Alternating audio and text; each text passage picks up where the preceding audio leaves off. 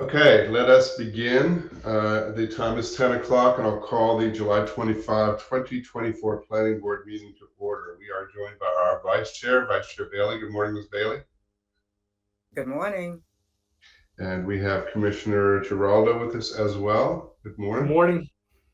And Commissioner Washington. Good morning. And I'm Chair Shapiro. And please note that the deadline for all participant pre-registration and for all submission of materials and exhibits was 12 noon on the Tuesday before this planning board meeting. Registered speakers may join the meeting with a link provided in the email provided by the planning board office, or listening in by phone by utilizing the call-in number provided in the email. Of course, anyone may tune in to watch the planning board meeting via live stream. And if you wish to speak or become a person of record, you may use the online web form, which you will see referenced on the screen before you. In addition to our commissioners, we are joined by our associate counsel, Ms. Tellerico. We have our planning board administrator, Ms. Jones. We have our senior technical hearing writer, Mr. Parsons, and Sherry Connor is our development review division chief. Good morning. And we have Mr. Flanagan, who's guiding us through exhibits behind the scenes, and Mr. Crum, who's helping us with technology quite ably as always. So, commissioners, let's move on to item 1 on our agenda. This is a resolution in support of the 50th anniversary of Disability Services. Just to note in the resolution that the purpose of the resolution is to recognize the Prince George's County, the Department of Parks and Recreation, Prince George's County Department of Parks and Recreation of the Maryland National Capital Park and Planning Commission for their commitment to providing and championing recreational and leisure opportunities for individuals with differing disabilities for 5 decades. This endorses the recognition of the 50th anniversary of Disability Services this July 2024. So that is the resolution. That's the subject of the resolution. And commissioners, I would look for a motion if there's no thoughts, reactions, comments, discussions. Move approval. Second. Got a motion by Commissioner Giraldo, second by Vice Chair Bailey. There is no discussion on the motion. I'll call the roll. Commissioner Giraldo. I vote aye. Ms. Bailey, did you second that, or was that Ms. Washington? I did. Oh, okay. Yes. Right. We have Ms. Bailey, your vote. Mr. Washington. I vote aye. I'm here. I'm getting here. It'll come. I vote aye as well. The ayes have it 4-0. Move on to item 2. Look for a motion to approve the draft minutes from July 18, 2024. Motion to approve draft minutes. Second. A motion by Vice Chair Bailey, a second by Commissioner Washington. There's no discussion. I'll call the roll. Vice Chair Bailey. Vote aye. Commissioner Washington. I vote aye. Commissioner Giraldo. I vote aye. I vote aye as well. The ayes have it 4-0. We have no legislative items to discuss today. Move on to our consent agenda. We have items 4B, D, E, F. Items there. Anyone from the public or any board member wishes to discuss any of these items? Seeing no one, please, I would look for a motion. After consideration of records items 4B, 4D to 4E, I move adoption of the staff findings and approval of these items on the consent agenda in accordance with the recommendation of staff. Second. Got a motion by Vice Chair Bailey, a second by Commissioner Washington. There's no discussion. I will, Ms. Tellerico. We can't hear you, Laura. You're not on mute, but we can't hear you.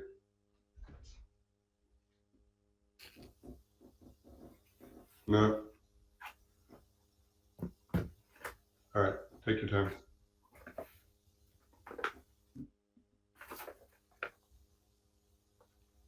No, still not.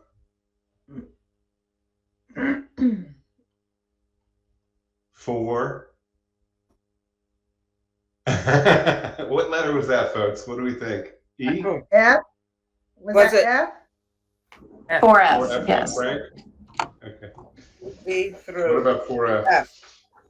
It was not included in the motion. Is that right, Laura? Okay, Right. all right. So is the maker of the motion okay with including the be ably communicated 4F as well? Yes. And the second to the motion? Yes, and just to note that it's not on our agenda. Right. Is that Not on the okay? one I have. It's not on the Sharon, agenda. anything you want to Yes. comment on? The agenda was updated. This is a supplemental item 4F. So you might have an earlier copy of that agenda. That's a copy that's in our book. All right, well, we're good. So 4F is included. The maker of the motion, the second of the motion are okay with that friendly amendment. If there's no further discussion on this, and if there are any issues, we'll come back to it. Otherwise, I will call the roll. Vice Chair Bailey. Vote aye. Commissioner Washington. I vote aye. Commissioner Giraldo. I vote aye. I vote aye as well. The ayes have it 4-0. In terms of our the order of cases, by the way, we're going to take up cases 10, 11, 12, and 13 first. Then we're going to go through the regular order 5, 6, 7, 8, 9. So 10, 11, 12, 13. Then we'll start up with 5. So beginning with item 10, this is preliminary plan of subdivision. Hold on one sec. I just have a note here. Yeah, preliminary plan of subdivision 4-23012 Renewal Christian Church. This is a request for this case was continued from June 13th. This is a request for a continuance to September 5. We have Mr. Jason Bartlett, who will be giving the staff presentation on this. We have Mr. Parker, Majette Parker, who may be commenting as well, and we will turn to staff. Mr. Bartlett. Thank you. Good morning, Mr. Chairman and members of the board. For the record, I am Jason Bartlett with the subdivision section. Item number 10 on the agenda is preliminary plan of subdivision for Renewal Christian Center, case number 4-23012. The subject property proposes one parcel for 24,920 square feet of institutional development. This case was previously continued from the planning board hearing date of June 13, 2024 to allow additional time to satisfy the referral and coordination of reservation for the master plan right-of-way of US 301 Robert Crane Highway, which falls on the subject property. Staff are currently in discussion with the referred county agencies, and this second continuance is being requested as additional time is needed to receive their comments. If the continuance is granted, additional posting will not be required. The notices of public hearing signs for this application were posted on the subject site on May 14, 2024. Staff recommends this item be continued to September 5, 2023. This concludes staff's presentation. Thank you, Mr. Bartlett. If there's no questions Apologies. for staff. Sherry Connor, the date will be Yes. September 5th, 2024. Right. September 5th, 2024. Thank you. Okay, thank you. If there's no questions for staff, we'll turn to Mr. Parker, representing the applicant. Thank you, Mr. Chairman, members of the planning board. Majette Parker, Law Office Majette Parker, office in Camp Spring, Maryland. Pleasure to be before you again, even though it's just for a short moment this time, but we look forward to seeing you on September 5th, 2024. We're in complete agreement with staff. We want to work these items through, fully vet it before we come to you. And that's what we're working together to achieve. We thank Mr. Bartlett and the entire staff of Park and Planning Commission, Maryland National Park Planning Commission, for their diligence in working with us. Thank you very much. That concludes my presentation. Thank you, Mr. Parker. Commissioners, any questions for the applicant? Seeing none, the request is for a continuance to September 5, 2024. Commissioners, what is your pleasure on this item? Mr. Chairman, I move that we approve the continuance request for preliminary plan 4-23012 to planning board hearing date September 5, 2024. Second. Got a motion by Commissioner Washington, a second by Vice Chair Bailey. If there's no discussion, I will call the roll. Commissioner Washington. I vote aye. Vice Chair Bailey. Vote aye. Commissioner Giraldo. I vote aye, Mr. Chair. I vote aye as well. The ayes have it 4-0. Thank you, Mr. Parker, and thank you, Mr. Bartlett. Thank you so much. Move on to item 11 on our agenda. This is another request for continuance. Preliminary plan of subdivision 4-23042 Meridian Hill. Mr. Diaz-Campbell will have a staff presentation. Mr. Haller will be representing the applicant. We do have somebody sign up in opposition. I assume that was for the case and not the request for a continuance. Is that correct, Mr. Diaz-Campbell? It was not made clear, but Well, we'll see. We'll see when it comes to it. But Mr. Diaz-Campbell, let's turn to you for the staff presentation. Go ahead. all right. Good morning, Mr. Chairman, members of the board. For the record, I am Eddie Diaz-Campbell, Planner 3 with the subdivision section. Item number 11 on the agenda is the preliminary plan of subdivision for Meridian Hill, 4-23042. The subject project proposes 127 lots and 15 parcels for the development of 127 single-family attached dwellings for the elderly in a planned retirement community. Staff is recommending continuance of the case in order to allow for additional time to evaluate adequate public facilities for the development. The evaluation requires fair coordination with partner agencies to the planning department. The evaluation must be complete before the preliminary plan's associated certificate of adequacy, ADQ-2023-073, can be approved. The certificate in turn must be approved prior to approval of the preliminary plan by the planning board. The applicant has indicated to staff they are in agreement to continue this case. This concludes staff's presentation. Thank you, Mr. Diaz-Campbell. Commissioners, any questions for staff? Seeing none, turn to Mr. Haller. Good morning, Mr. Haller. Take it away. Good morning, Mr. Chairman. Thomas Haller on behalf of the applicant. We have been working with staff, and they indicated to us that additional time was needed to address the adequate public facilities issues. And as you know, a certificate of adequacy must be approved prior to approval of the preliminary plan. So we are in concurrence with staff to continue this case until September 12th, 2024. Thank you, Mr. Haller. So there's no questions for the applicant. I do have somebody signed up to speak. This may be an issue with the agenda, but is there Stephen Joy who is on the line?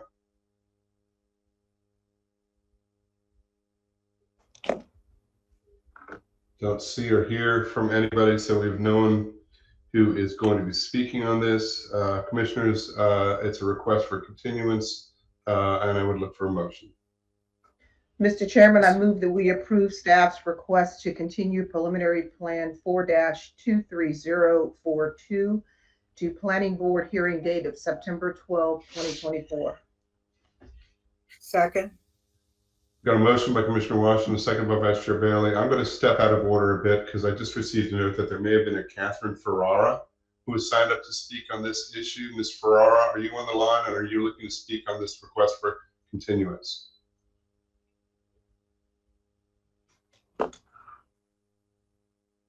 All right, I think we're all clean, folks. We've got a motion by Commissioner Washington and a second by Vice Chair Bailey. If there's no further discussion, I will call the roll. Commissioner Washington.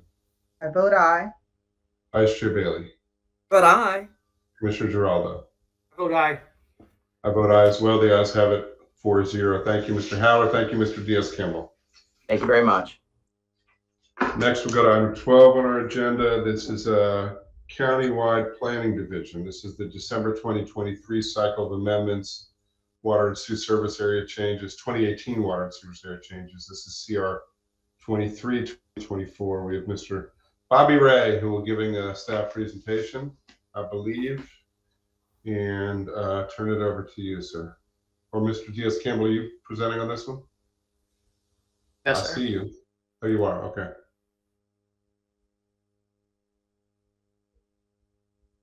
Somebody? Anybody?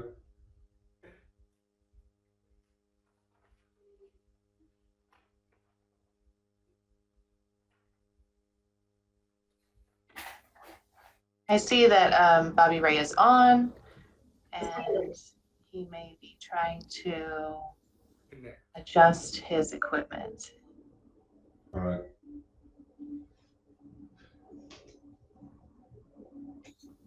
Let's give it a second, see if we can get Mr. Ray to work it out.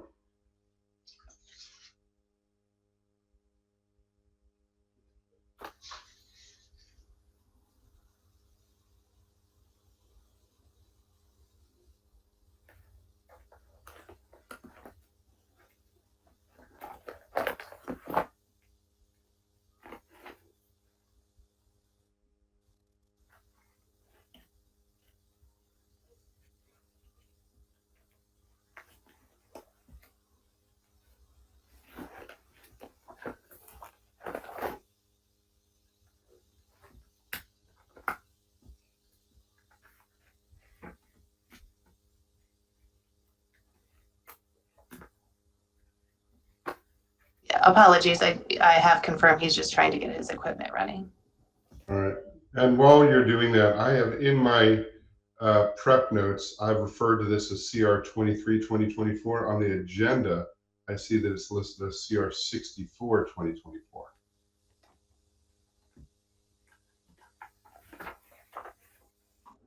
I'll defer to Mr. Ray to confirm that. And in the meantime, I will review the material. Okay. Thank you, Ms. Connor.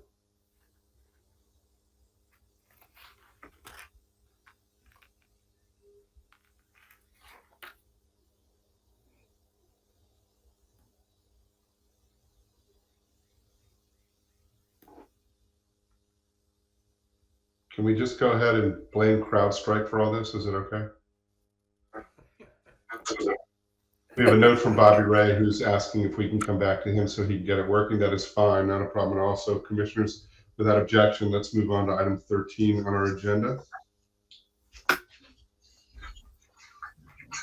This is a preliminary plan of subdivision 4-22033 Carosa property. This item was continued from the July 11th meeting. This is another request for continuance to September 5. We do have some folks who signed up in opposition, sign up to speak on this. I'll check in with folks to see if they're here and if this is accurate and if they want to speak on the request for a continuance, because we won't be hearing the case, odds are. So let's turn to staff first, Mr. Diaz-Campbell, and then we'll hear from Mr. Antonetti, who will be representing the applicant on behalf of Arthur Horn. Mr. Diaz-Campbell.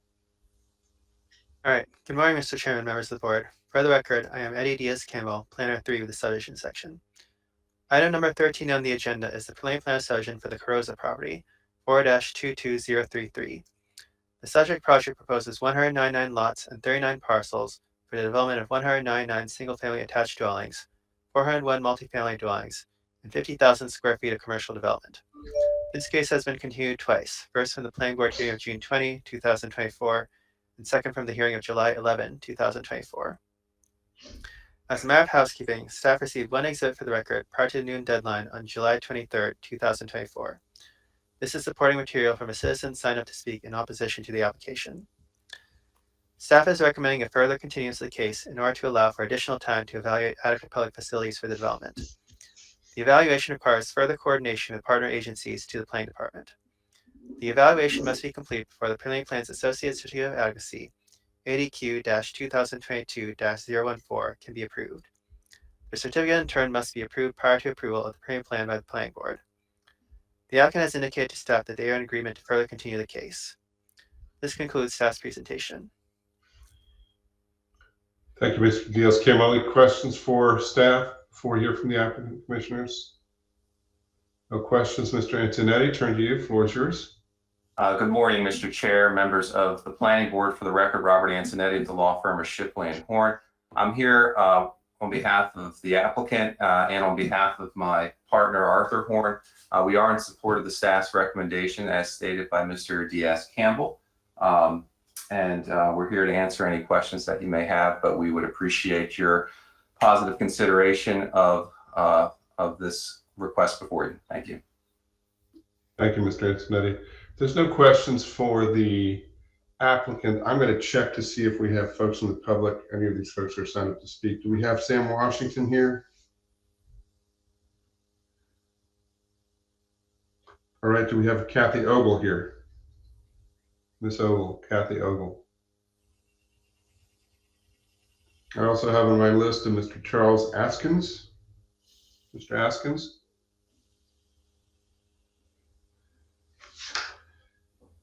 I believe that was all the folks who have signed up. Let me just ask if there's anyone else who is expecting to speak on this request for a continuance. Just want to make sure we are. What do you dot I's and cross T's? That's it. Okay. Now we're crossing our T's and dotting our I's. Okay, nobody else. Then commissioners, we have a request for a continuance before us. What is your pleasure on this item?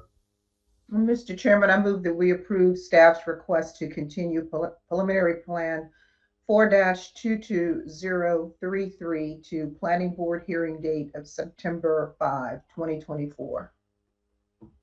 Second. Got a motion by Commissioner Washington and a second by Vice Chair Bailey. If there's no discussion, I will call the roll. Commissioner Washington. I vote aye. Vice Chair Bailey. Vote aye. Commissioner Giraldo. I vote aye. I vote aye as well. The ayes have it 4-0. Thank you, Mr. Antonetti. Thanks again, Mr. Diaz-Campbell. Mr. Bobby Ray, we see you. Do we hear you? Can you see me? Can you hear me? We do. We see and hear you. And let me Thank you so correct much. it. The agenda is correct, unless Mr. Ray, you have a different view on this. It is CR 64 2024. So ignore my introduction to it. But Mr. Ray, we will turn it over to you for the staff presentation on this item. Oh, thank you very much. And I do apologize. I've never felt quite so helpless before. So, Oh. and unlike Ms. Tallarico, I couldn't do sign language because I didn't have a camera. So Chairman Shapiro and members of the Planning Board, for the record, my name is Bobby Ray with the Countywide Planning Division. Agenda item number 12 is a review and recommendation for applications to amend the 2018 Water and Sewer Plan for the June 2024 application cycle. The role of the Planning Board in this review is a determination of consistency with the general plan and to provide any information and assistance needed by the county executive and the county council in determining or making their recommendations.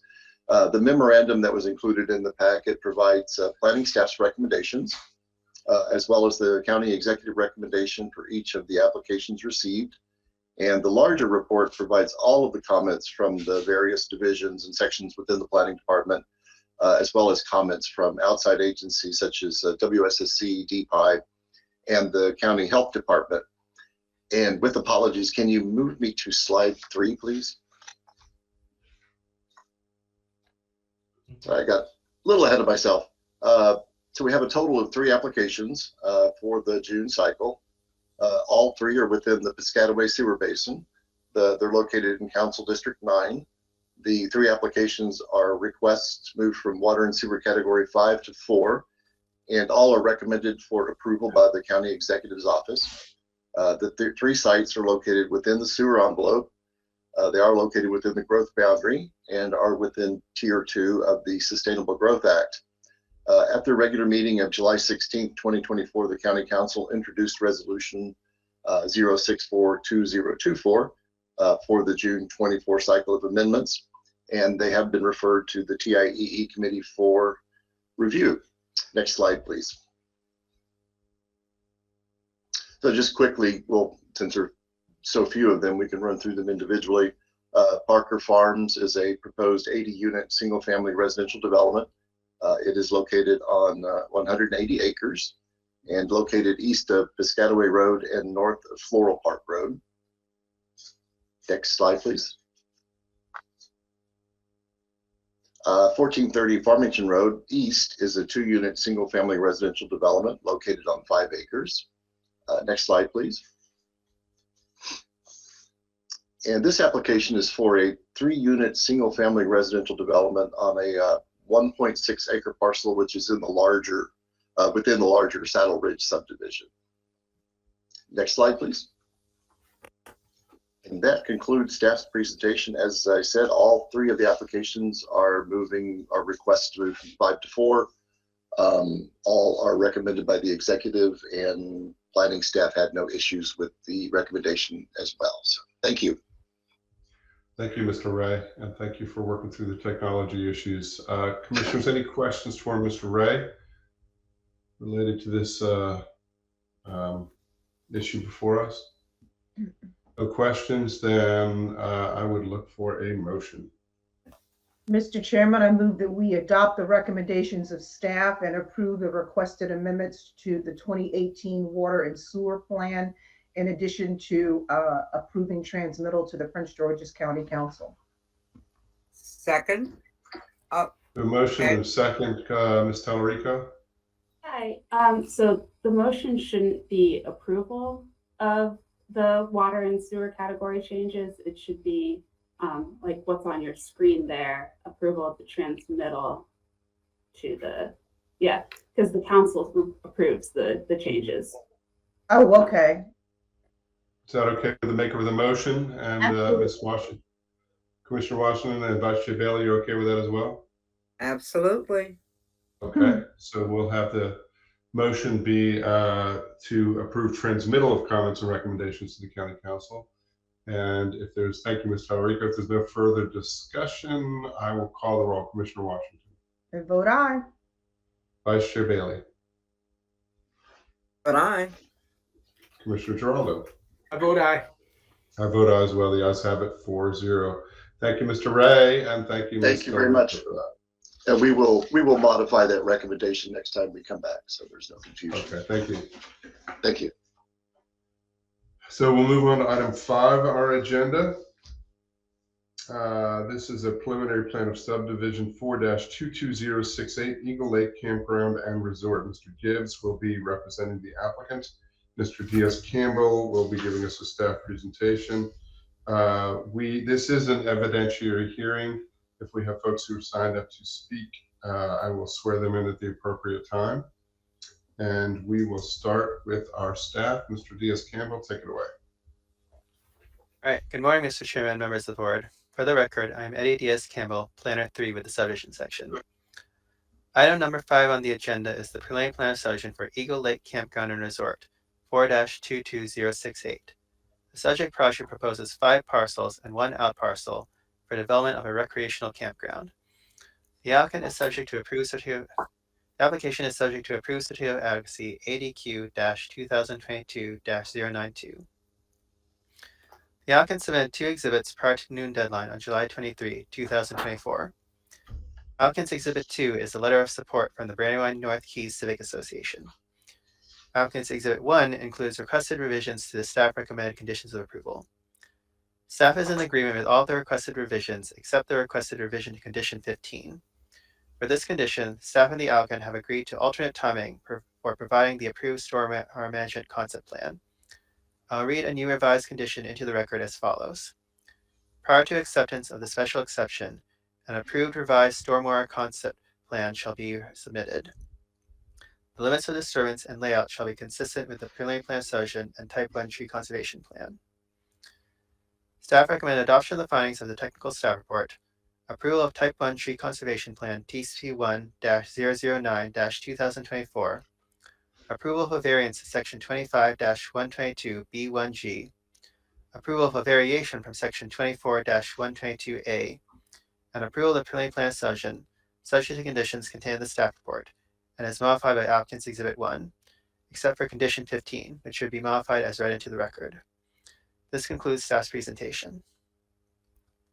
Thank you, Mr. Diaz-Campbell. Questions for staff? Seeing none, we will turn to the applicant, Mr. Gibbs. Yes, good morning, Mr. Chairman and members of the board. Edward Gibbs, an attorney with offices in Largo, and I really can't say how pleased I am to be here today representing Danconia Enterprises and Blue Water Development. We have several members from our development team with us this morning, including Allison Murray, who is really spearheading the development team efforts on behalf of the applicant in association with Blue Water Development. We have Kyle Murray, who is with Cheney Enterprises, and I might add that the owner of the property is Danconia Investments. That is an LLC that is comprised primarily of elements from Cheney Enterprises, which has a long and respected development history, not just in Prince George's County, but generally throughout all of Southern Maryland. Relative to Blue Water Development, I'd like to note that we have Emily DeMarco with us this morning. She is the Director of Capital Projects for Blue Water, and I'm going to tell you a little bit more about them. And then from the consultant team, the site civil engineer is Dewberry, and we have Brian Folk and Rachel Levitt on behalf of Dewberry, and then of course our transportation engineer Mike Lenhart from Lenhart Traffic Consulting is with us today as well. So Cheney Enterprises and again, the elements of Cheney, the principles of Cheney are also the principles of Danconia. They have been developing in Prince George's County in Southern Maryland for many years. I've had the great pleasure to represent them on numerous cases over the course of 20 years. Not just surface mining operations, but also significant mixed-use land cases, particularly in Waldorf. And so they have a great deal of experience, and they also have a great respect for the environment and the land and everything they do. The property that you see on the screen before you, we call Eagle Lake. It was a surface mining site many, many years ago. Mining occurred beneath the water table, which resulted in the two lakes that you see on the screen. The property is on both the east and west sides of Brandywine Road. And the mining operation resulted in the reclamation process, resulted in the two lakes being retained. There's also a pond on the site. The Cheney Enterprise folks really are stewards of the land. And if you saw the photographs in the backup of and in our justification statement of how pristine the lakes themselves are, and how the environmental areas surrounding the lakes have been maintained with no intrusions, it's just quite impressive for all these years. Cheney has encouraged private use of the lakes for recreational purposes. There was a private and is a private ski club that has used the lakes for many years. So what we have before you now is an incredibly exciting development opportunity for Prince George's County. Danconia and Cheney are teaming up with a company called Blue Water Development. And I know Blue Water because I have interacted with them on a prior occasion when they were analyzing the potential for a development opportunity. But what they want to do here is to create a state-of-the-art recreation vehicle campground, which is heavily amenitized. It is not just a campground where RVs pull in and hook up to their utilities at the pad site, but it is much more than that. But I want to give you a little bit of background relative to Blue Water, who is venturing in this development opportunity with Danconia. So Blue Water is a privately held but national development company headed primarily by a father and son, Jack and Todd Burbidge. And so they started the business many years ago, and they don't just do recreational vehicle campgrounds. They really develop outdoor hospitality venues, which create an opportunity for folks to interact with nature while respecting nature and the environment. And that has been a hallmark of all of their development options and projects across the United States. And I must say it is across the United States. They have 71 locations in 22 states, from the East Coast to the West Coast and across the middle of the country as well. Locally, they have a heavily amenitized campground in Ocean City, Maryland. They have developments in Bethany Beach, Delaware, Chincoteague, Virginia, and Rehoboth Beach, Delaware as well. They have over 10,000 RV sites across the country, and they are not, again, just restricted to campgrounds. They develop hotels and marinas. They have 800 hotel rooms across the country as well. So they bring with them a vast and storied experience in developing these types of projects. So the Eagle Lake project, as Mr. Diaz-Campbell said, it'll be 5 parcels and 1 out parcel. We're proposing a total of 264 total RV spaces, which include 58 floating cabins, which will be located on the water on pontoons. They will be fed with electricity and utilities, and will create just another outstanding opportunity for folks to come in, enjoy the environment, enjoy the views, and the spectacular array of other amenities that we'll have on the site. Could we move a little bit further into in the package, Mr. Flanagan, if you could help me here, in the package, I think there is a general conceptual layout of how the project will look. This is just the preliminary plan. The project is zoned AG, formerly OS, and after the preliminary plan is approved, we will be required to file and process a special exception application. I'm sorry to ask you to do this and take your time, but I do want to explain how the project is going to be laid out.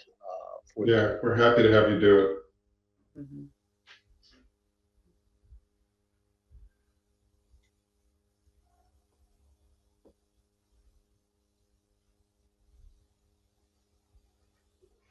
Mr. Flanagan, I think this shows up in the actual preliminary subdivision plan package. It's a multi-sheet document.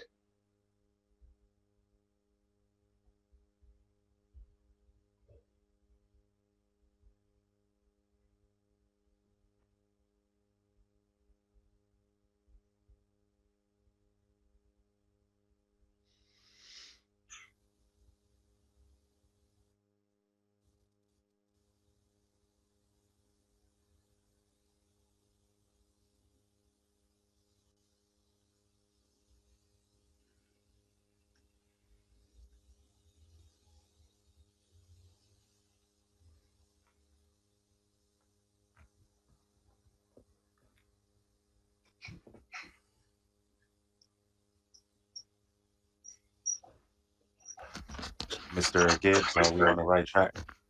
No, it's if you go to the actual preliminary plan package itself, the actual drawings. I'm so sorry to Mr. create this Flan- delay. Take your Mr. time. Flanagan, maybe Mr. Gibbs can speak to slide 9 of the presentation. That includes a colorized version of the type 1 tree conservation plan, and that does show the site layout. Excellent. Thank you so much, Eddie. Appreciate it. Does that There we work for go. you, Mr. Gibbs? Okay, that's great. Thank you so much. So as you can see, we have property on both the east and west sides of Brandywine Road. We're not going to have any actual development that will occur on the west side. Everything is going to occur on the east side.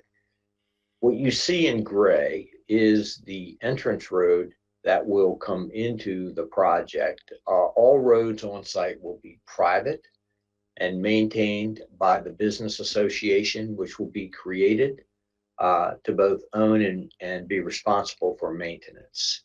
And as you come in, you'll see the lakes on either side.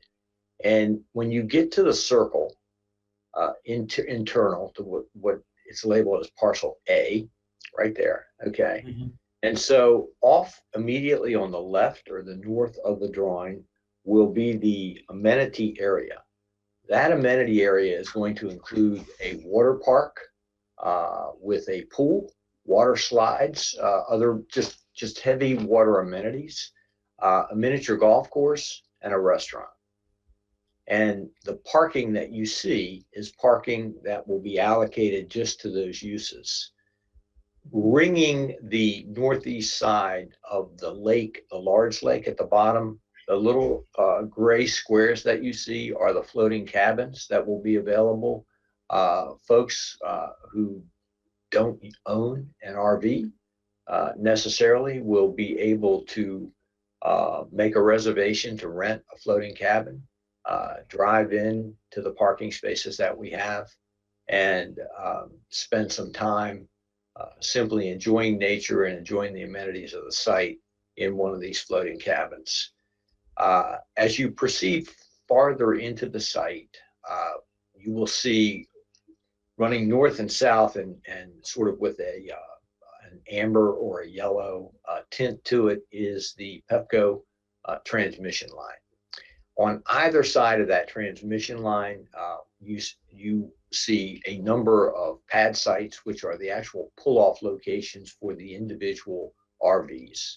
So folks will come in, pull into the pad that they have a previous reservation to rent, hook their RV up to the utilities that exist. So it's, it's water and sewer, electricity, and enjoy their stay. And these RV parks have become incredibly popular across the United States. Folks who may want to go see Washington, D.C. or other parts of the country, they email friends and they say, hey, this weekend I'm going to be at Eagle Lake and why don't you come and join me? And there's sort of this this camaraderie, this core that develops, and folks are able to come to these facilities, meet, and the average stay is 3.5 days. So it's not like people are pulling in and trying to live there. That's not allowed, or to stay for really extended periods of time. It's generally weekends that folks are coming in.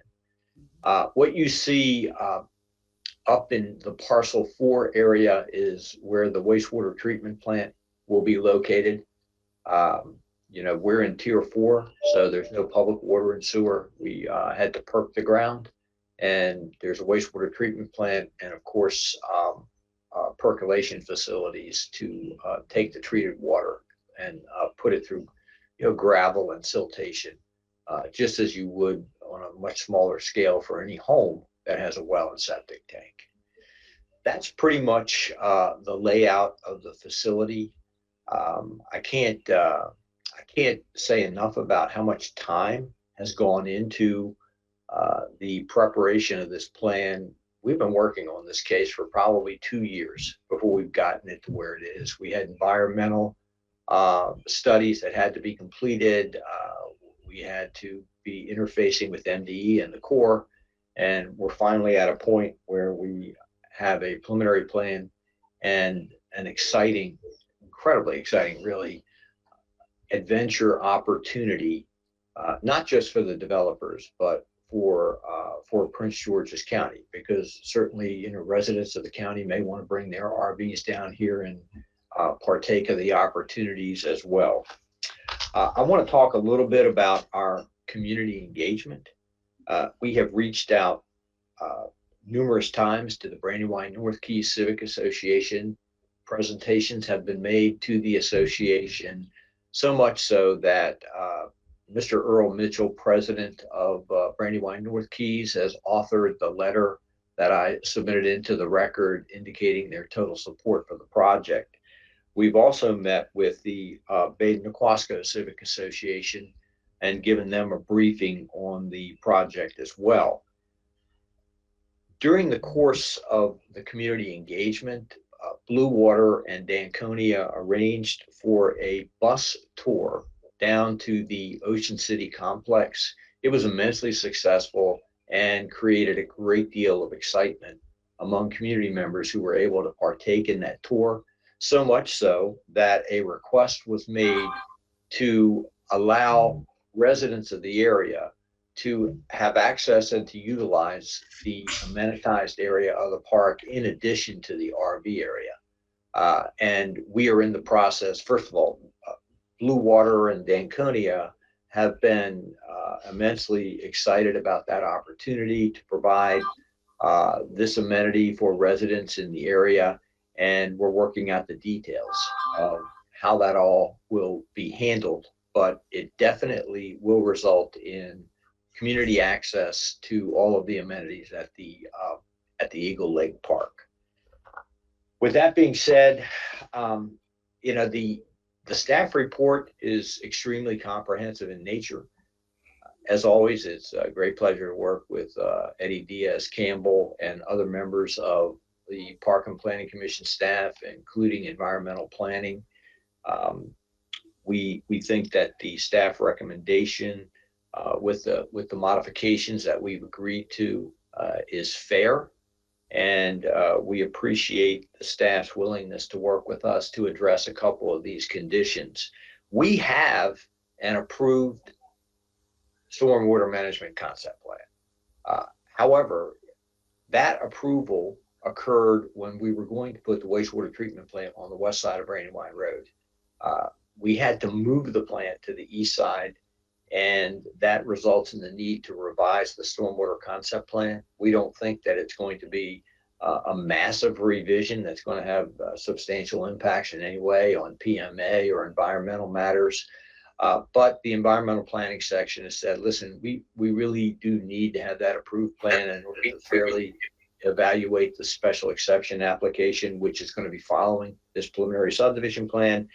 And so Mr. Diaz-Campbell and I worked out the revision to condition 15. And I would like to relate at this time that we do agree to the revision that he recited into the record. So with all that being said, I'm happy to open up for questions that any planning commissioner may have, planning board commissioner may have, as well as any of my witnesses or principals in the development effort. Thank you very much. Thank you, Mr. Gibson. Thanks for the additional explanation. It's clearly an exciting project and a unique thing for the county. Commissioners, questions for the applicant, for Mr. Gibbs? I have one question, Mr. Chair. Mr. Gibbs, is this going to be open to the public at large? Or I know you're talking about the residents in the community, but in order to gain access, do you either have to rent a RV space or one of the cottages to use the facilities? No, sir, Commissioner, that is not going to be a prerequisite. Okay, we are going to make the amenity area available to the general public. Again, it's not like Six Flags America, because it's not near as extensive as that. There's no intention to restrict it to only people who live in Brandywine. Again, we're working out the details, but we just think that it's going to be most attractive to people who live within a reasonably proximate area. But it'll be open in general, and there are no strings attached in terms of having to rent a pad site or a floating cabin or anything of that nature. Okay, thank you, Mr. Gibbs. I have nothing further, Mr. Chair. Thank you. Other questions from commissioners? All right, just one, Mr. Gibbs. I believe this would probably be for a later stage, assuming there's a later stage, but I'm actually curious about, similar to Commissioner Giraldo, the idea of how to make this attractive to folks beyond the folks who are, who are planning on staying there. And, I think that's where I'm trying to get a sense of the flavor of, for instance, the restaurant that's being proposed there. Is this more of a sort of a smaller venue that's just, it's there to serve the community and maybe the folks who are staying there? Or has there been any conversations or thought about a restaurant that takes advantage of the landscape and is more of a significant draw for the county? All right.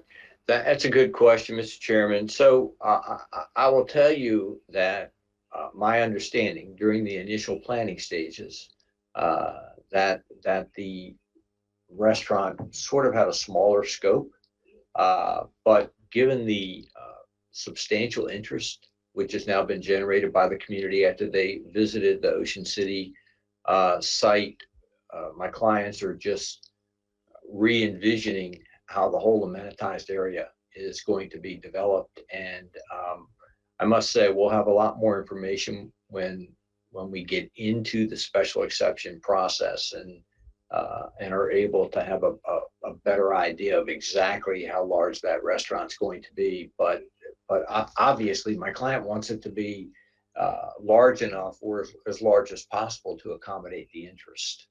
So your question is well put.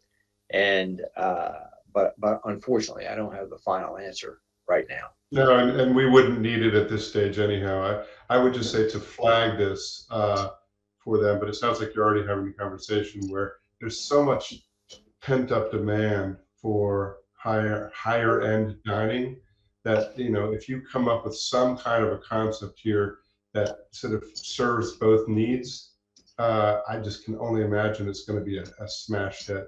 But that's for them to figure out. I couldn't help but take advantage of the bully pulpit to say I'd love to see that there in this what sounds like a beautiful space. Yes, it's really an exciting project, and we're believe me, we take note of your comments. Okay. Other Mr. Chairman, questions, comments? just Commissioner a Vice Chair Bailey. question. Yes, I go camping quite a bit, and the term floating cabins is new to me. Is it exactly what it means, what you're stating? The cabins are on the water? The cabins are actually tied down to pontoons on which they rest, and the entire cabin is literally floating on the water. It's not on the shore; it is on the water. Okay.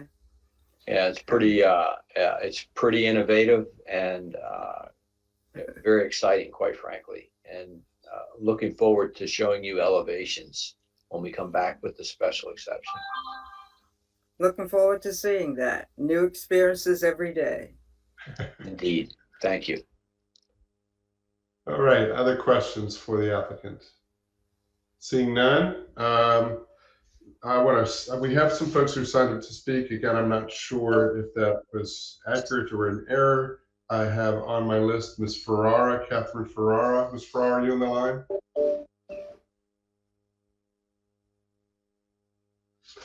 I don't see her. Is there anyone else who wishes to speak on this item from the public? Anyone who signed up that maybe got confused on the list? Anybody at all? Going once, going twice?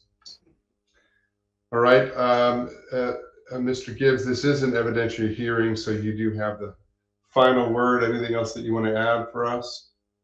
No, Mr. Chairman, nothing further. Just thank you for your attention and your indulgence in the time that I took to go into a little bit more detail. And once again, we're just really excited about bringing an opportunity like this into Prince George's County. Thank you very much. Thank you. So with that, commissioners, I will close this public hearing, turn to us for any deliberation, comments, thoughts, reactions. And if not, I'll look for action. Mr. Chairman, I move that we adopt the findings of staff and approve preliminary plan 4-22068, TCP 1-009-2024, variance to section 25-122B1G and variation from section 24-122A, subject to the conditions as outlined in staff's report and is further modified by applicant exhibit number 1 with the exception of condition 15, which shall be as read into the record by staff. Second. Got a motion by Commissioner Washington, a second by Commissioner Geraldo. Any discussion on the motion? Seeing none, I will call the roll. Commissioner Washington. I vote aye. Commissioner Geraldo. I vote aye. Vice Chair Bailey. Vote aye. I vote aye as well. We are excited about this project, Mr. Gibbs, and be sure to wow us at the next stage and make sure this is an amenity that is going to bring all sorts of interesting value to the community. So thank you to you and the team for all of your time. And Mr. T.S. Campbell, thank you as well. Thank you, Mr. Chairman, members of the board. Appreciate your comments and have a great weekend. All right, commissioners, we'll move on to item 6 on our agenda. This is a preliminary plan of subdivision 4-22049 Penn Place 2. Mr. Howard is representing the applicant. Ms. Gupta will be giving a staff presentation. This is an evidentiary hearing. If there's anyone who's planning on speaking, I'll swear them in at the appropriate time. I don't think we have anyone who will be, but just in case. We do have a representative from DPI as well, Mr. De Guzman, who may be speaking. It's always nice to have you here, sir. And I will turn over to Ms. Gupta to start us off.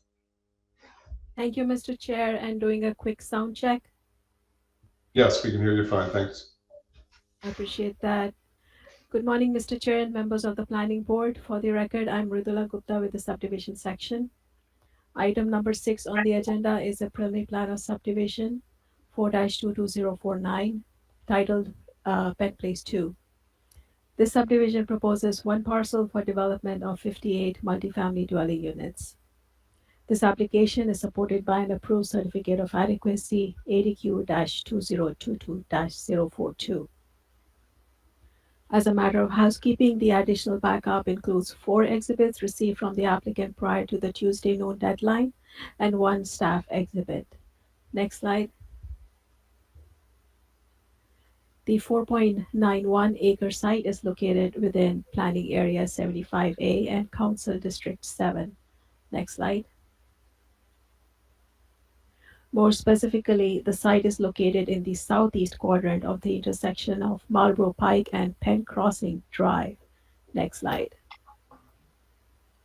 The subject site, highlighted in red, is located in the residential multifamily 20 zone. Under the prior zoning ordinance, the property was in the multifamily medium density residential zone. This preliminary plan of subdivision is reviewed in accordance with the prior zoning ordinance and subdivision regulations and the site's prior zoning. Next slide.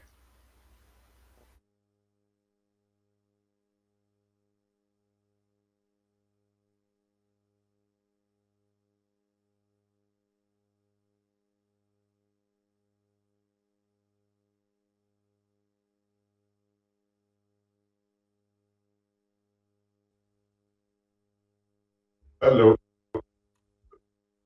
Hello, hello. We're back. We can- I can hear you. You can hear me now? Yes. Good. All right.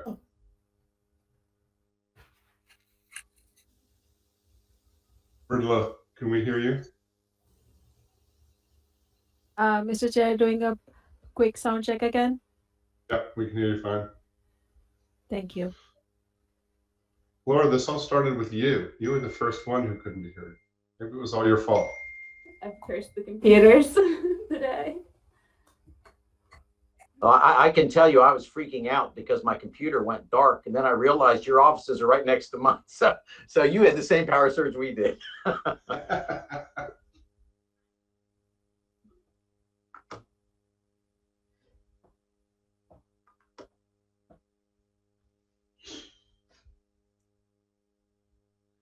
Kenny and Ryan, I'm going to wait till you all give the thumbs up. Obviously, we'll need Commissioner Washington as well. And Jessica, if you could just make sure that we have everyone we need when the time comes. Will do. I do see Mr. Haller. I do see Ms. Gupta. That's a good start. Chair Shapiro, we're going to need about 15 minutes to figure out the live stream for the public. All right, so we're going to need another 15 minutes. All right, folks, so we will follow the lead of our technology folks. It is 11:10. We will see you all back at 11:25.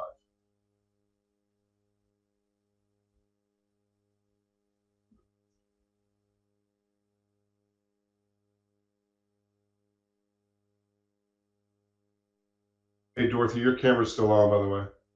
Oh, thank you. You. See you 11:25. I was trying to alert Sean, Miss Washington. Okay. Oh, good. Thank you. Thank you. Thank you.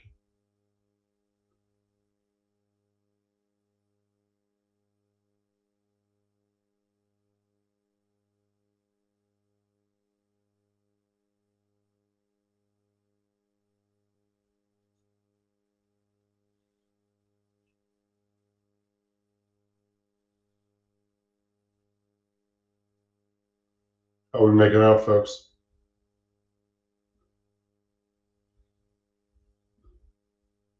Still waiting for the word from Ryan. We're making progress, not fully there yet. We need to take another break. Yes, sir. Okay. All right, so folks, we're still on hold. I think the best thing to do is just email it or text us or call us or whatever when we're back on. And then hopefully we'll have enough other folks. And we can figure it out with Laura how to proceed. So Manny, nothing we need to do now. We can just sort of get ourselves back on hold. So should we sign off or just stay on hold? I mean, I think it's okay to stay on hold. Okay. Kenny, does it matter whether we stay on hold or sign off? No, you can stay on hold. We should be okay. Okay, thank you.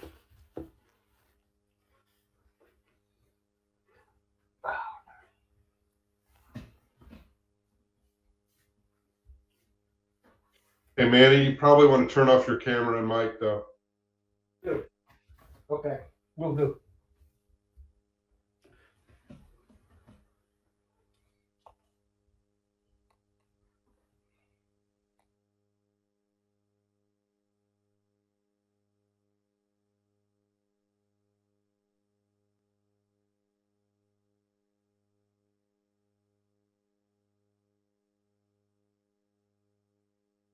Good morning, Chair Shapiro and Commissioners. Can you hear me? Oh, I can We hear are you. here, we can hear you. Hi, Yes. I just wanted to provide you all with an update. It looks like we are still having some issues with streaming. If possible, I don't know if we could be allowed another maybe 10 minutes. Yep, that's fine. We'll wait to hear from you all when we start up again, and we're just going to stay online until then. Oh, okay, thank you so much. Thank you.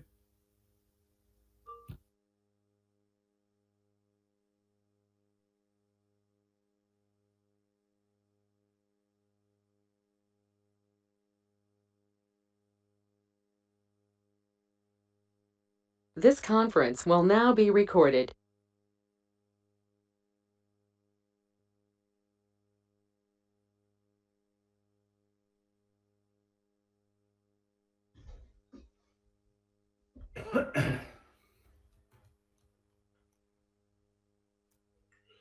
Kenny, Ryan, Jessica, how are we making out, folks? Yes, we are all good to go. Okay. Okay, and so we're streaming, we're recording.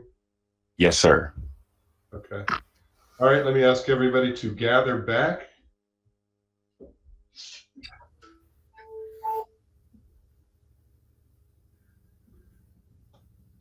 I see the four commissioners, Ms. Talrico, Ms. Gupta.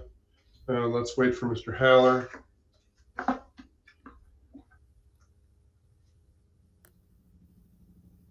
Mr. Haller? I'm back. You're back? How's the power surge in your office? We came back up a little quicker than you did, but we haven't quality checked everything yet, so we'll see. All right. All right. Okay, we are good to go. Ms. Talarico, am I missing anything? We can just pick up where we left off. I believe you can pick up left off with Ms. Gupta's presentation. Wait, I can't hear you. You're muffled. Let me scoot up. Okay. Used to having the headset on. It's not working today. Yeah, we're good to go. We can pick up right where we left off in Ms. Gupta's presentation. Yes. Okay, thank you. All right, so we're on item 6 on our agenda. Thanks everybody from the public and others who are helping us work through our technology issues. We are back up and running. We're on item 6. This is preliminary plan of subdivision 4-22049 Penn Place 2. Again, Ms. Gupta has a staff presentation for us. Mr. Haller is representing the applicant. I can't remember actually, Ms. Gupta, if you were still on your presentation or not. Yes, Mr. Chair. So if you want me to continue from where I left off, I had just completed slide 4, but I can go over that slide again if you would like that. Why don't you start again? It'll be less disjointed. You can just start again and it's fine. Absolutely. So Kenny, yeah, thanks, Kenny. So to go back, item number 6 on the agenda. Kenny, let's go back to the first slide. Yeah, thanks. So item number 6 on the agenda is preliminary plan of subdivision 4-22049 titled Penn Place 2. The subdivision proposes one parcel for development of 58 multifamily dwelling units. This application is supported by an approved certificate of adequacy ADQ-2022-042. As a matter of housekeeping, the additional backup includes 4 exhibits received from the applicant prior to the Tuesday noon deadline and 1 staff exhibit. Next slide. The 4.91 acre site is located within planning area 75 and Council District 7. Next slide. More specifically, the site is located in the southeast quadrant of the intersection of Marlboro Pike and Penn Crossing Drive. Next slide. The subject site, highlighted in red, is located in the residential multifamily 20 zone. Under the prior zoning ordinance, the property was in the multifamily medium density residential zone. This preliminary plan of subdivision is reviewed in accordance with the prior zoning ordinance and subdivision regulations and the site's prior zoning. Next slide. The site map shows the site topography. Next slide. This slide shows the master plan rights of way located in the vicinity of the site. Next slide. This is an aerial view of the site, which is currently vacant. Next slide. This slide shows the property outlined in red and the existing public rights of way in purple. The property contains one regulated environmental feature, or REF, which consists of 0.37 acres of isolated non-tidal wetlands and is highlighted on the slide in pink. The preliminary plan of subdivision proposes one direct access point for the subject site to Penn Crossing Drive, as shown with black arrows on this slide. No access is proposed to Marlboro Pike, and no additional dedication of right-of-way for public use is proposed. Next slide. As stated earlier, this property contains 0.37 acres of isolated non-tidal wetlands, which the applicant proposes to replace with a structured submerged gravel wetland for stormwater management. This impact is highlighted on the slide in yellow. Impacts to such isolated non-tidal wetlands are reviewed by staff on a case-by-case basis, as allowed by the county's environmental technical manual. The proposed impact to the regulated environmental feature and staff's analysis is detailed further on pages 26 to 28 in the staff report. Based upon the applicant's statement of justification for this impact, staff had initially recommended disapproval of this REF impact. After publishing of the staff report, the applicant and their design team met with staff on Tuesday, July 23, 2024. The replacement of the wetland for the purpose of stormwater management and the removal of specimen trees ST1 and ST7 were discussed in further detail during the meeting. The applicant provided additional information regarding the considerations taken during the design of stormwater management to conform to the county code requirements. The applicant detailed their evaluation of the existing wetland and the feasibility of incorporating it into the design of the submerged gravel wetland as encouraged by the county's environmental technical manual. In this meeting, the applicant also demonstrated that retaining the wetland as it is, or as a forebay function of the stormwater management facility, would require considerable quantities of fill to increase the surrounding elevations for proper drainage into stormwater facilities. Given the isolated nature of the wetland and the existing hydrology that currently supports the wetland, any development of the property and the required stormwater management would most likely result in eventual loss of the isolated wetland. The applicant also provided staff with a copy of the Stormwater Management Concept Plan Approval Letter as issued by DPI. This letter is included in the additional backup as Staff Exhibit 1. The applicant then provided summaries of the additional justification, which are included in the additional backup. Based upon the additional information provided by the applicant during Tuesday's meeting and as submitted into the record as applicant's Exhibit 4, staff is in agreement with applicant's revised findings and now recommends approval of the impacts to the REF. The applicant proposed deletion of staff's recommended conditions 1D and 11C related to the retention of the on-site wetland. Staff is in agreement with the deletion of these two conditions, and if approved by the board, will revise the environmental finding 10 in the resolution accordingly. Mr. Ray D. Guzman from DPI and staff from our environmental planning section are present here today to answer any questions regarding staff's analysis and recommendations. This slide also shows location of 6 specimen trees located on site and 1 specimen tree located off site south of the property. The applicant submitted a request for a variance to section 25-122B1G of the county code for removal of 5 of the 6 specimen trees as marked with crosses on the slide.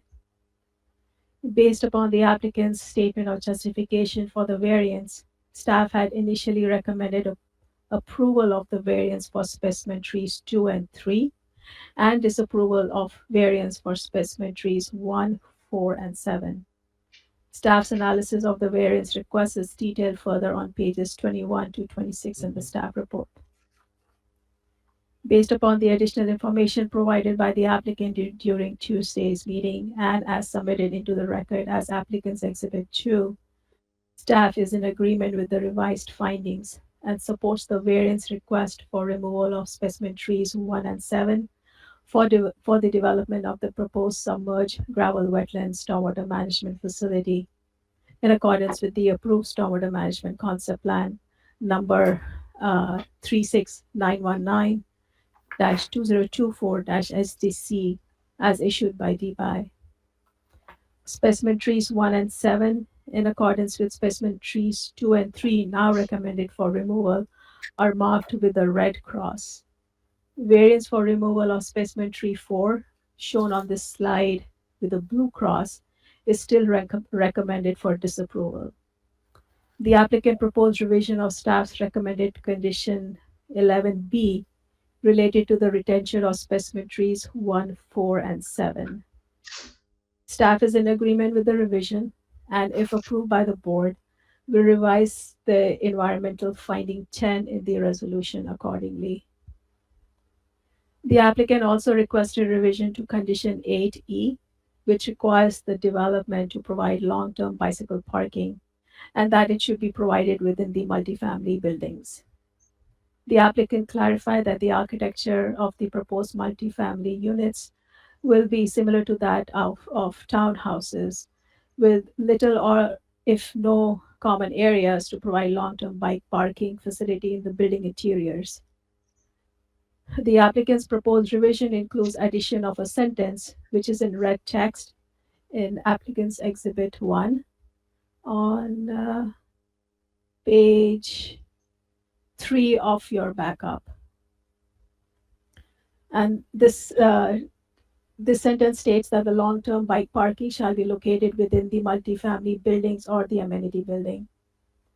Staff reviewed the proposed revision and is in agreement with it except for the added sentence in red. Staff recommends not adding the sentence so as to allow flexibility on the location of the long-term bike parking, which can be determined further at the time of detailed site plan. Next slide. In conclusion, based on the findings presented in the technical staff report, staff recommend that the planning board approve this preliminary plan of subdivision 4-22049, approved type 1 tree conservation plan, TCP 1-013-2024, approve variance from section 25-122B1G for specimen trees ST1, ST2, ST3, and ST7, and disapprove variance from section 25-122B1G for specimen tree ST4, subject to the findings and conditions in the staff report, as modified by applicant's exhibits, with one modification to condition 8E, and with revisions to environmental finding 10 in accordance with staff's or the applicant's revised findings and staff's revised recommendations. This concludes staff's presentation. Thank you. Thank you, Ms. Gupta. Commissioners, questions for staff before we hear from the applicants? One clarifying question, Ms. Gupta. Would you repeat the change with regards to condition 8E in applicant exhibit number 1? Yes, Commissioner. Yeah. So the final recommended condition will be short-term and long-term bicycle parking spaces, short-term bicycle racks in brackets, inverted style, or a similar model that provides 2 points of contact for a parked bicycle shall be located no more than 50 feet from the building entrance. Thank you. And also, Mr. Chairman, if we could have a repeat finding 10.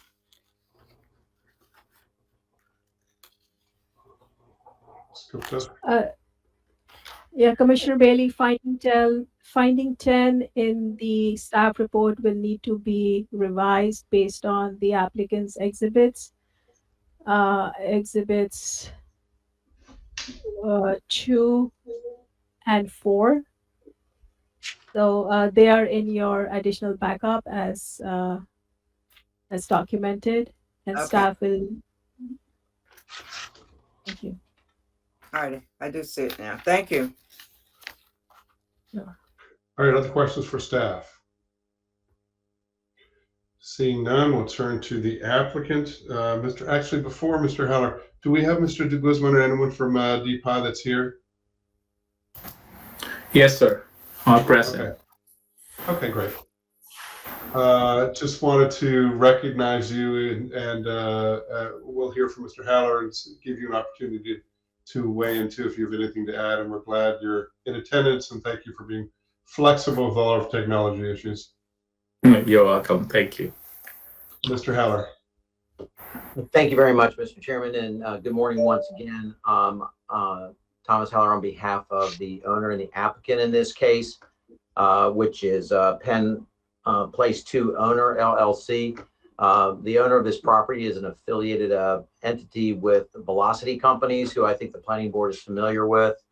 They are redeveloping the former Hampton Mall property, and they've been working on this property for some time. We do have several members of our development team with us. Mr. Rahul Sood is here on behalf of Velocity Companies and the owner. We also have our engineer, Chinmay Bias, our traffic consultant, Mike Lenhart, our wetland consultant, Mr. Matt Wright. And then, as you noted, Mr. Guzman is here as well. I am sorry to say that I do not have any floating cabins associated with this project and cannot quite match that amenity. But I do want to provide the board a little bit of background, because you see that this case is, or this project is labeled as Penn Place 2, which then raises the question, well, what is Penn Place 1? And how does that fit into this? And I do want to note, you see that the property, which is the subject of this application, is outlined in red on the aerial photograph that's up on the screen now. The property, and that property is located on the south and east side of Penn Crossing Drive. Penn Crossing Drive extends from Marlboro Pike, where this property fronts, all the way down, and then eventually connects to Pennsylvania Avenue to the south and west. All of the property on that south side of Penn Crossing Drive that is not currently developed is under common ownership by affiliated entities of the Velocity Companies. And the proposal is to provide coordinated development of affordable housing along the road. The reason that they are not included in one separate application is because the properties are under different zoning categories.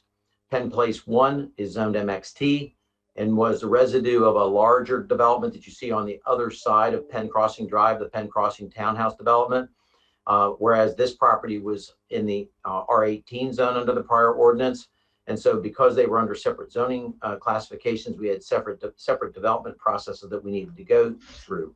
But I do want the board to be aware that these are coordinated developments, although they're going to have different product types on them. If I could ask Mr. Flanagan to go to page 10 of the additional backup, I can give you an overview of the two projects.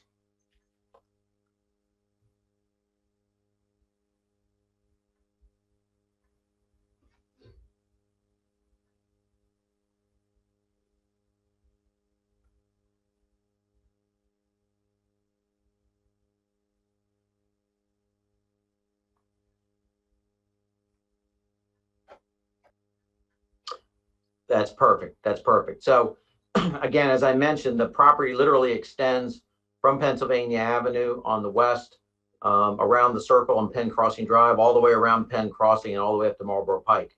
So the property that is Penn 2, which is the subject of this application, is on the right side of the screen as you look at it. And Penn 1 is on kind of the left side of the screen. And just a couple of things that I wanted to point out. So the units that are on Penn 1, which you see facing the road, are going to be more of a traditional multifamily dwelling, and will be an apartment complex served by elevators. Whereas the Penn 2 will be smaller in scale, more of a townhouse condominium design, but still multifamily. But that will provide us a diversity of product to be done as for affordable housing. In addition, the recreational amenities between the two parts of the project will be shared. So on the Penn 1 project, on the western end, the eastern end of the Penn 1 project, there is a playground, which will be able to be used not only by the residents of Penn 1, but also by the residents of Penn 2. And on the Penn 2 project, you see a community building, which will also be able to be shared between residents of both projects. So the desire is to create a coordinated affordable housing project with a mix of dwelling unit types that share the recreational amenities that will benefit both properties. The development of this property will also result in upgrading of the pedestrian network along Penn Crossing Drive, which was built about 35 years ago, as well as bike amenities, etc. The final thing I would like to note is immediately to the south of this property is the Penn Station Shopping Center, which you saw in the aerial photograph. And when the Penn Crossing Townhouse project was built many years ago, there was a stormwater management pond that was constructed at the very far west end of the property that is actually shared between that townhouse development and the shopping center. And there is an access road that exists that connects Penn Crossing Drive to the shopping center. And what that does is it provides connectivity for the future residents of this property, as well as the existing residents of the Penn Crossing townhouse development, to be able to walk or bike to the shopping center without having to get into a car. So this site does provide good access to retail, good access to public transportation. And as I said, as part of the development of this project, we will be providing improvements along Penn Crossing Drive along the entire length of that road. So I think that I wanted to give the board a little bit more of a perspective of how this Penn 2 fits into the larger development scheme and why these aren't being processed as concurrent applications. You'll be seeing the preliminary plan of subdivision for Penn 1 shortly. We had to go through a conceptual site plan process previously, and that's been completed. So I just wanted to provide that perspective. I do want to thank Ms. Gupta for her presentation, and I think she did a good job with going through the issues. And I want to thank staff for working with us.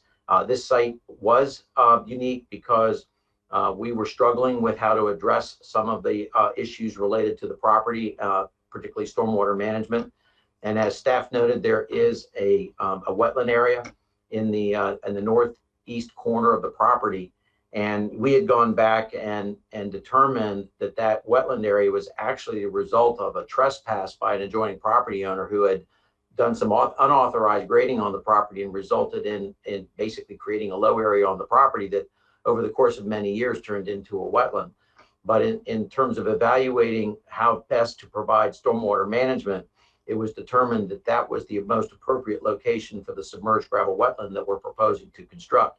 And one of the factors in that is that the property immediately to the east, which is developed, water that comes onto our property from that property is at a sufficient volume that we'll be required to pick that water up and pipe it into the stormwater management facilities that we construct. And in doing so, we will basically dewater the wetland area, even if we were to preserve it. And so the idea was to provide it, to put the submerged gravel wetland on the property and to, in the same location as the wetland. And that submerged gravel wetland is not only designed to accommodate the quality controls that are needed for this site, but also the 100 years stormwater volume as well, which is why it's larger than the original natural wetland facility. As staff had indicated in the staff report, the impacts to regulated environmental features are generally not supported. And so they wanted to know, is there some way we could retain that facility and have it continue to function as if you will, a natural wetland, even though it was a man-made created wetland, and then use it as in conjunction with the submerged gravel wetland. And through the meetings that we had earlier in this week, it was determined that that really wasn't feasible because of other changes that would be required to be made to the site. And so we ultimately were able to come to an agreement as to how to address the stormwater management as well as the impact on the specimen trees. So with those changes, which are reflected in our proposed revisions to conditions, we are in support of the staff's recommendation and the conditions. And the one other revision that staff noted was to condition 8E about the long-term bike parking. And I only wanted to note with regard to that, we are committed to providing the long-term bike park. We just have to figure out exactly how and where to do it on the site. And there are options for long-term bike parking that even can include separate structures. And so we want to take a close look at the opportunity to provide the long-term bike parking and the flexibility that removing that language that Ms. Gupta highlighted will give us the flexibility to approach this strategically and consistently with the design of the project. So I want to thank again staff for their hard work on this, and we do support staff's recommendation. And I'm glad to answer any questions that you have, as well as any member of our team. Thank you, Mr. Haller. Commissioners, questions for Mr. Haller? Got one question. Yeah. When they do, Mr. Haller, when they do Penn Place 1, is that going to have any impact with the stormwater management on Penn Place 2? No, that project is subject to a separate stormwater site development concept plan. Okay. But doesn't have the same kind of characteristics that the other project did.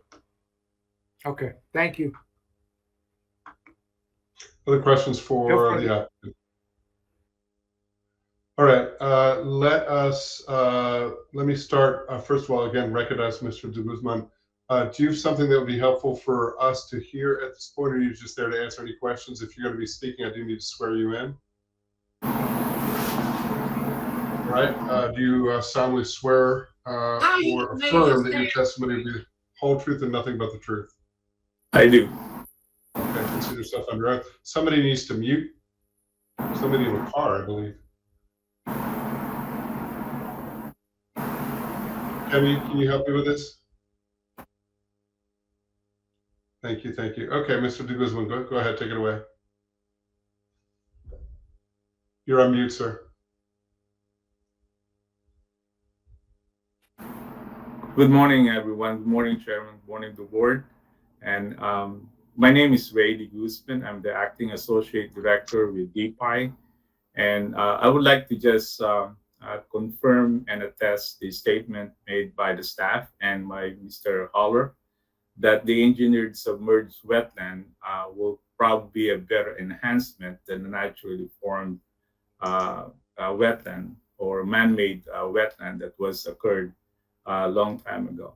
And the purpose of that submerged gravel wetland, as mentioned, is to enhance water quality and also to control flooding. And so that the stormwater management feature that we approved for this site is, I believe, is more efficient and more effective way of controlling the runoff. Thank you. Thank you, Mr. de Guzman. Question for you. My understanding is, and staff's been helping me with this, is that we actually have the ability to evaluate these isolated non-tidal wetlands on a case-by-case basis. So the kind of compromise that has been reached here, it sounds like it's more than adequate for you as well. You're comfortable with this compromise? Yes, sir. Okay, thank you. All right, any other questions for Mr. de Guzman as well as Ms. Gupta or Mr. Haller? If not, I'm going to check to see. We have folks who are signed up to speak. Actually, let me double check. We do not have anyone else signed up to speak. All right, and staff is Mr. Haller, staff is recommending to us that we approve the variance for the 4 trees, but disapprove the variance for one of the trees. That is correct. Okay. We all right. we have indicated to staff that we will do everything in our power to save that other tree. Okay. All right. Okay. Is there anything else before us on this? Mr. Heller, you have the final word. Anything you want to add before I close the hearing? No, thank you very much for the opportunity to speak again. Okay, thank you. With that, I'll close this public hearing, and commissioners, to us for any discussion, deliberation, or motion. Mr. Chairman, I move that we adopt the findings of staff, noting that finding 10 will be revised based on applicant exhibits numbers 2 and 4 as submitted into the record. And with that, approve preliminary plan 4-22049, TCP 1-013-2024, approval of variance from section 25-122B1G for specimen trees 1, 2, 3, and 7, and disapproval of variance from section 25-122B1G for specimen tree number 4, along with the conditions as outlined in staff's report and is modified by applicant exhibit number 1, with the exception of condition 8E, which shall be modified as read into the record by staff. Second. Got a motion by Commissioner Washington, a second by Vice Chair Bailey. Any discussion on the motion? It was actually Commissioner Giraldo second, I believe. Oh, I'm sorry. Commissioner Giraldo seconded. I can't see I didn't that. see There he Commissioner is. Giraldo. That's the problem. All right, there we go. We got a motion by Commissioner Washington, a second by Commissioner Giraldo. If there's no discussion, I will call the roll. Commissioner Washington. I vote aye. Commissioner Giraldo. I vote aye. Vice And I Chair want to Bailey. thank Mr. De Guzman also. Yes, it's very helpful when you're here, sir. Mhm. And I appreciate you being flexible with your time. We had a lot of technical issues, so thank you. Vice Chair Bailey. I vote aye. I vote aye as well. The ayes have it 4-0. Thanks, everybody, for your time on this one. Ms. Gupta, Mr. Haller, and Mr. De Guzman.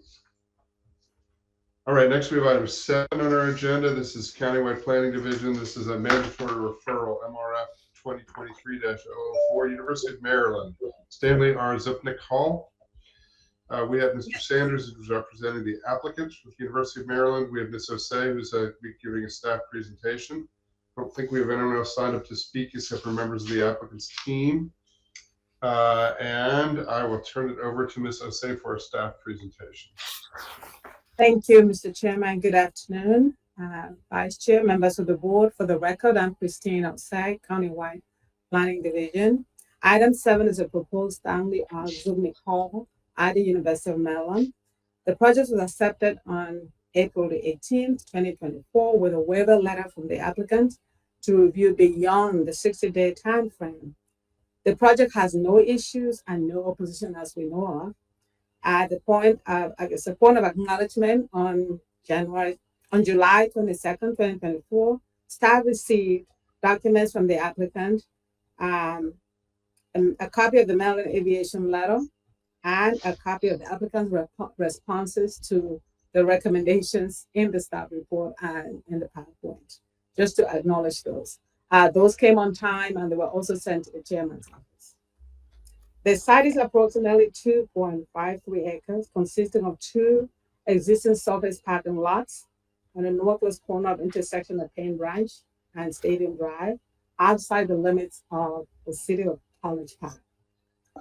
It is bounded by the satellite central utility to the west, Stadium Drive to the north, Payne Branch to the east, and CD Moore Engineering Lab building to the south. The proposed 157,000 square foot building is an interdisciplinary engineering building that would include research instructional labs, seminar classroom, office, conference rooms, and meeting space. The project will not impact existing College Park Airport located approximately 3/4 of a mile south of the project site. The design of the site includes sidewalks, vegetative planting areas along Stadium and Payne Branch Drives, with a new public plaza on the south side of the big hall that will extend from Chemistry Lab to Payne Branch Drive. I would highlight a number of slides. I'm not going to go through all of it because it has no issues, just to let the board know exactly what it's composed of. So if you can go on slide 9, please. This is just to highlight the location of the project's a little redevelopment site in the middle of a lot of other buildings with existing infrastructure. And so you can see the site is highlighted in red, zigzagging, just showing exactly where the building is going to be to fit within other buildings that already exist. Next slide. This is existing condition images that's showing you exactly where some of the things that are on the side that maybe removed will be there, showing the parking lots are indicated in the presentation. Next slide. Again, the existing buildings with the footprint of the building outlined in red, which is fitting in other existing buildings on the site. Next slide. These are some of the objectives and features of the project. Summarized is in the staff report as well as what I'm showing here for the average audience. The next slide. It just shows the vehicular and pedestrian connections, which it's a redevelopment site within existing developments, how it fits in, people will walk to this place or drive in and out of this place. Next slide. The site plan shows the outline of the building.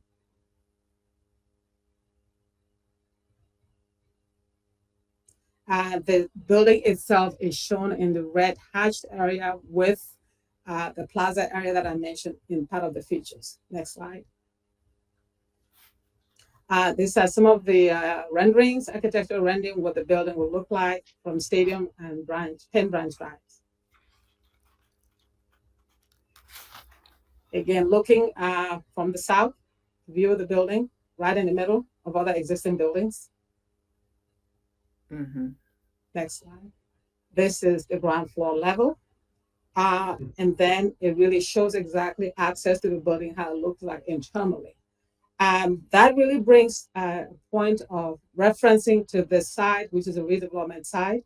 And it brings staff at this point to recommend that the board approve the staff recommendation as outlined and transmit the package to the applicant.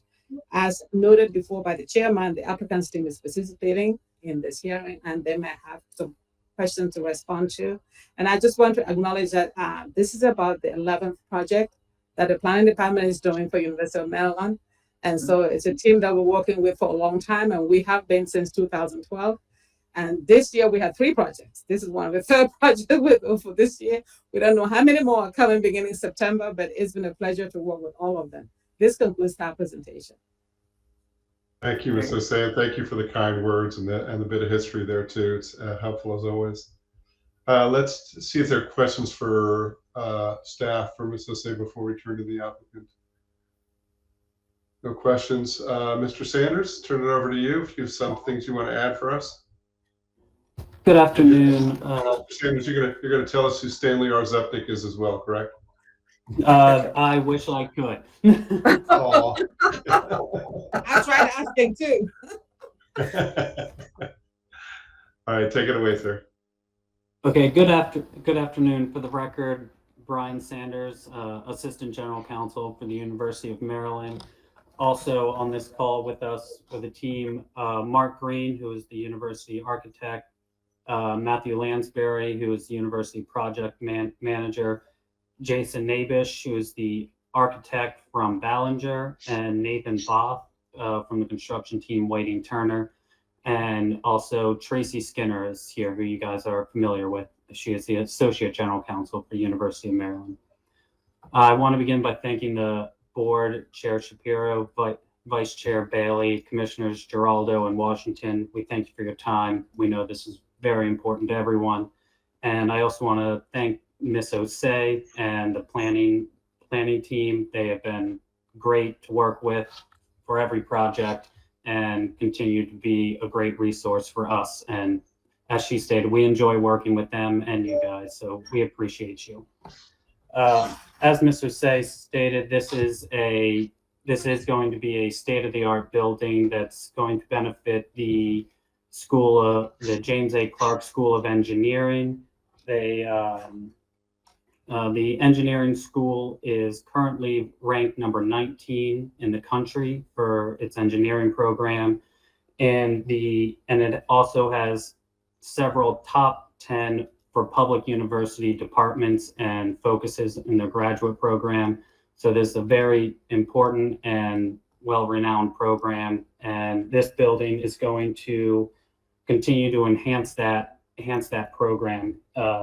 It will house the Department of Civil and Environmental Engineering. It will house the Department of Mechanical Engineering, and also house a quantum technology center. This building is 6 stories, 5 stories above ground, 1 basement with an open air atrium that will really help people collaborate and have this open air policy for everyone to really work. It'll encourage everyone to work together. And that is what we're hoping to do here.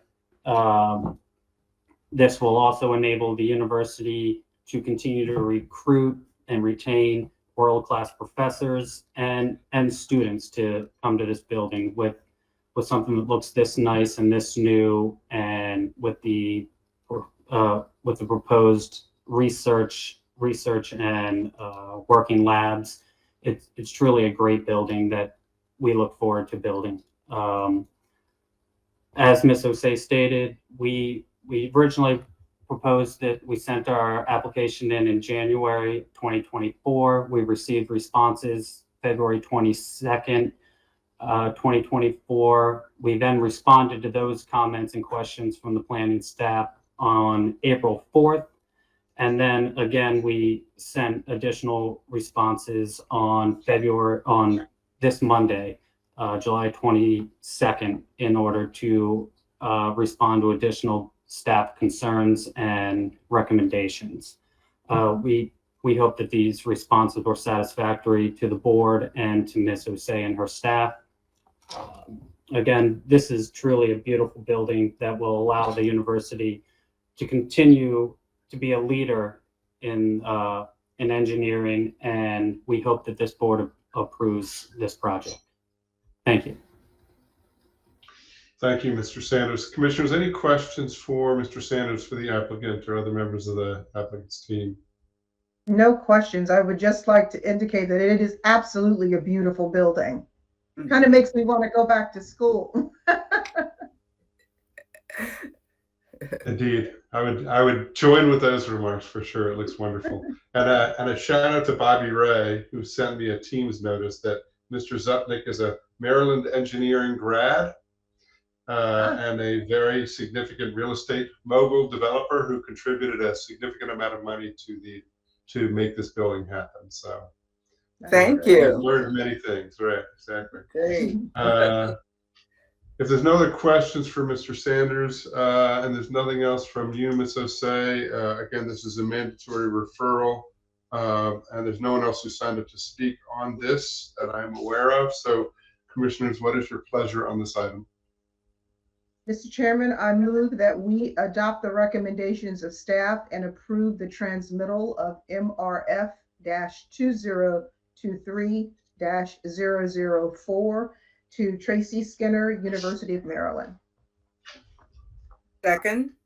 Got a motion by Commissioner Washington, and a second by Vice Chair Bailey. There's no discussion on the motion. I'll call the roll. Commissioner Washington. Mr. Chairman, for the record, Mr. Brian did ask a question whether it was okay for staff with the responses. I just want to concur that yes, staff agrees with the responses because the recommendations advisory anyway. So. Okay. Thank you. All right, Mr. Sanders, is that helpful? Yes, it is. Thank you. Okay, and thank you, Ms. Osei, for stepping in. So we've got a motion. I believe the motion was by Commissioner Washington. The second was by Ms. Bailey. Is that correct? That's correct. Okay. And I think I had begun to call the roll. I can't remember. No, Commissioner Washington. I vote aye. Ms. Bailey. I vote aye. Commissioner Giraldo. I vote aye. I vote aye as well. The ayes have it 4-0.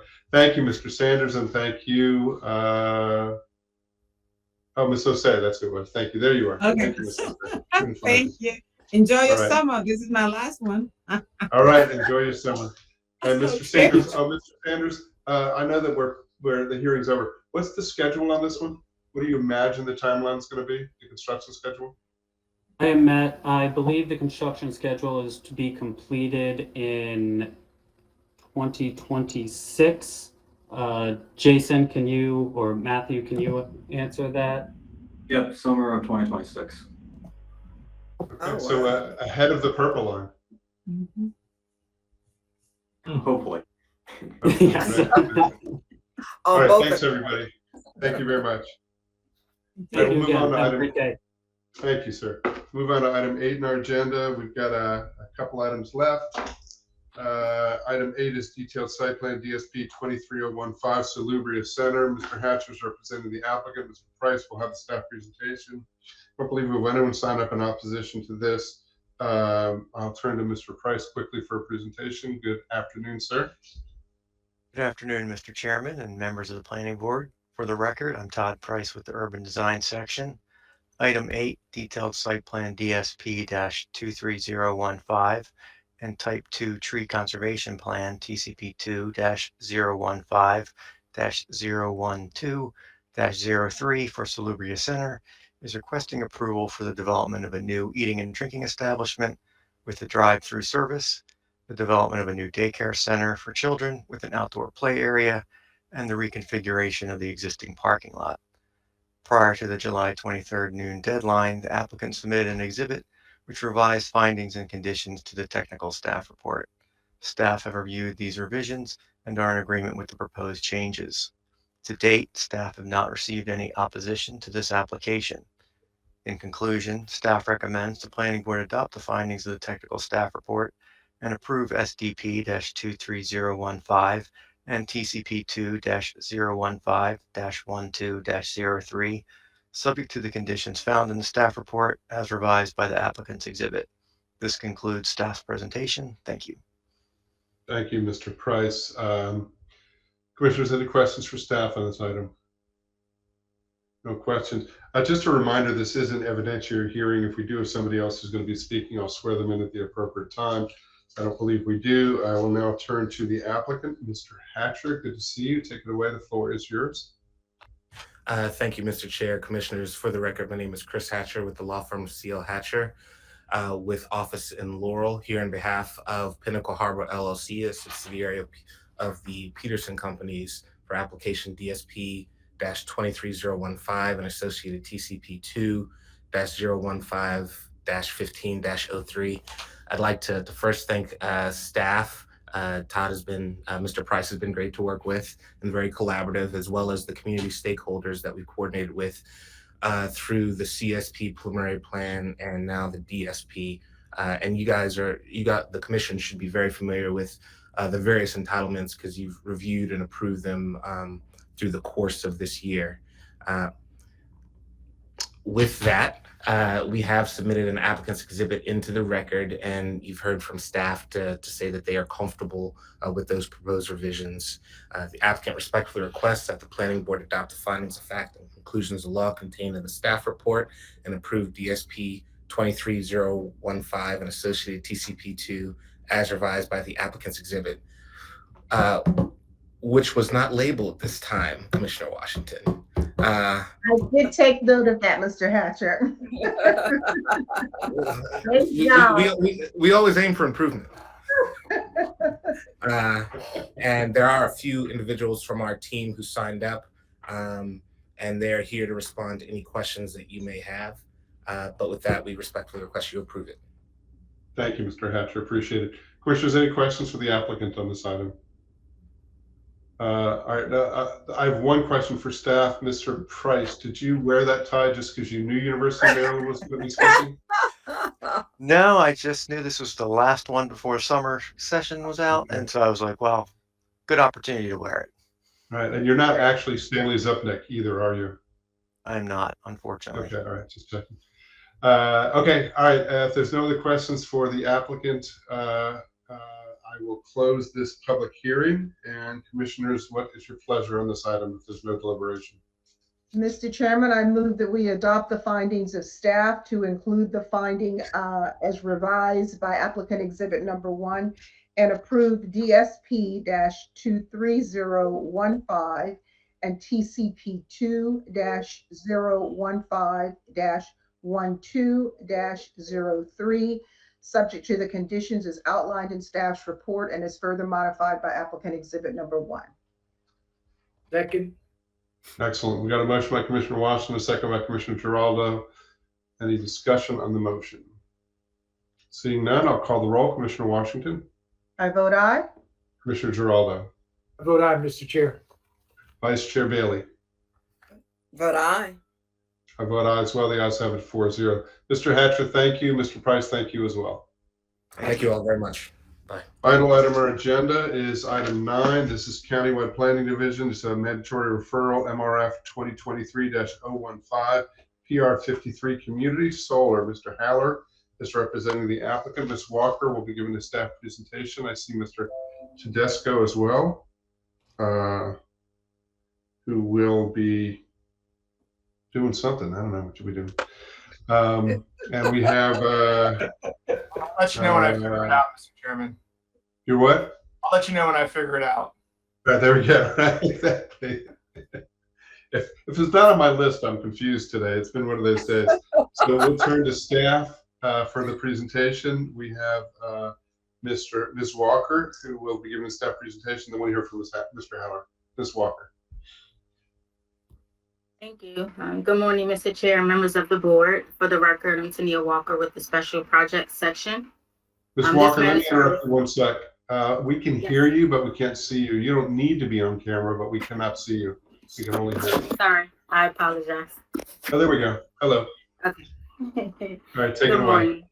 Okay, for the record, this is Tania Walker with the Special Projects section. This mandatory referral review is for MRF-2023-015, PR 53 Community Solar.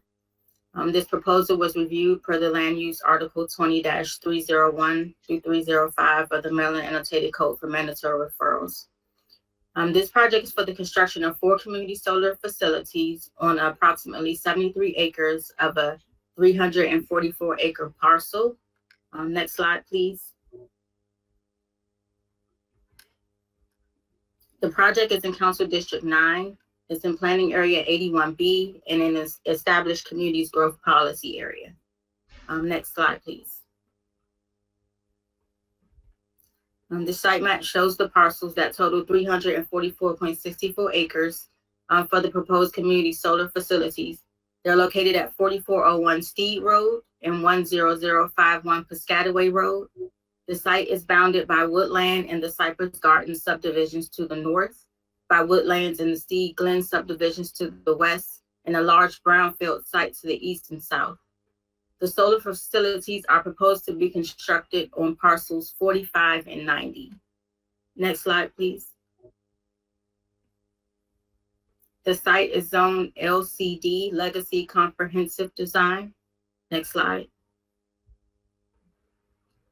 The aerial view of the site shows the current vacant wooded parcels. Next slide, please. The site is in the 8-digit Piscataway Creek watershed, and the site's topography varies in elevation. Next slide, please. The site is on Steed Road and Piscataway Road, Maryland 223. Next slide, please.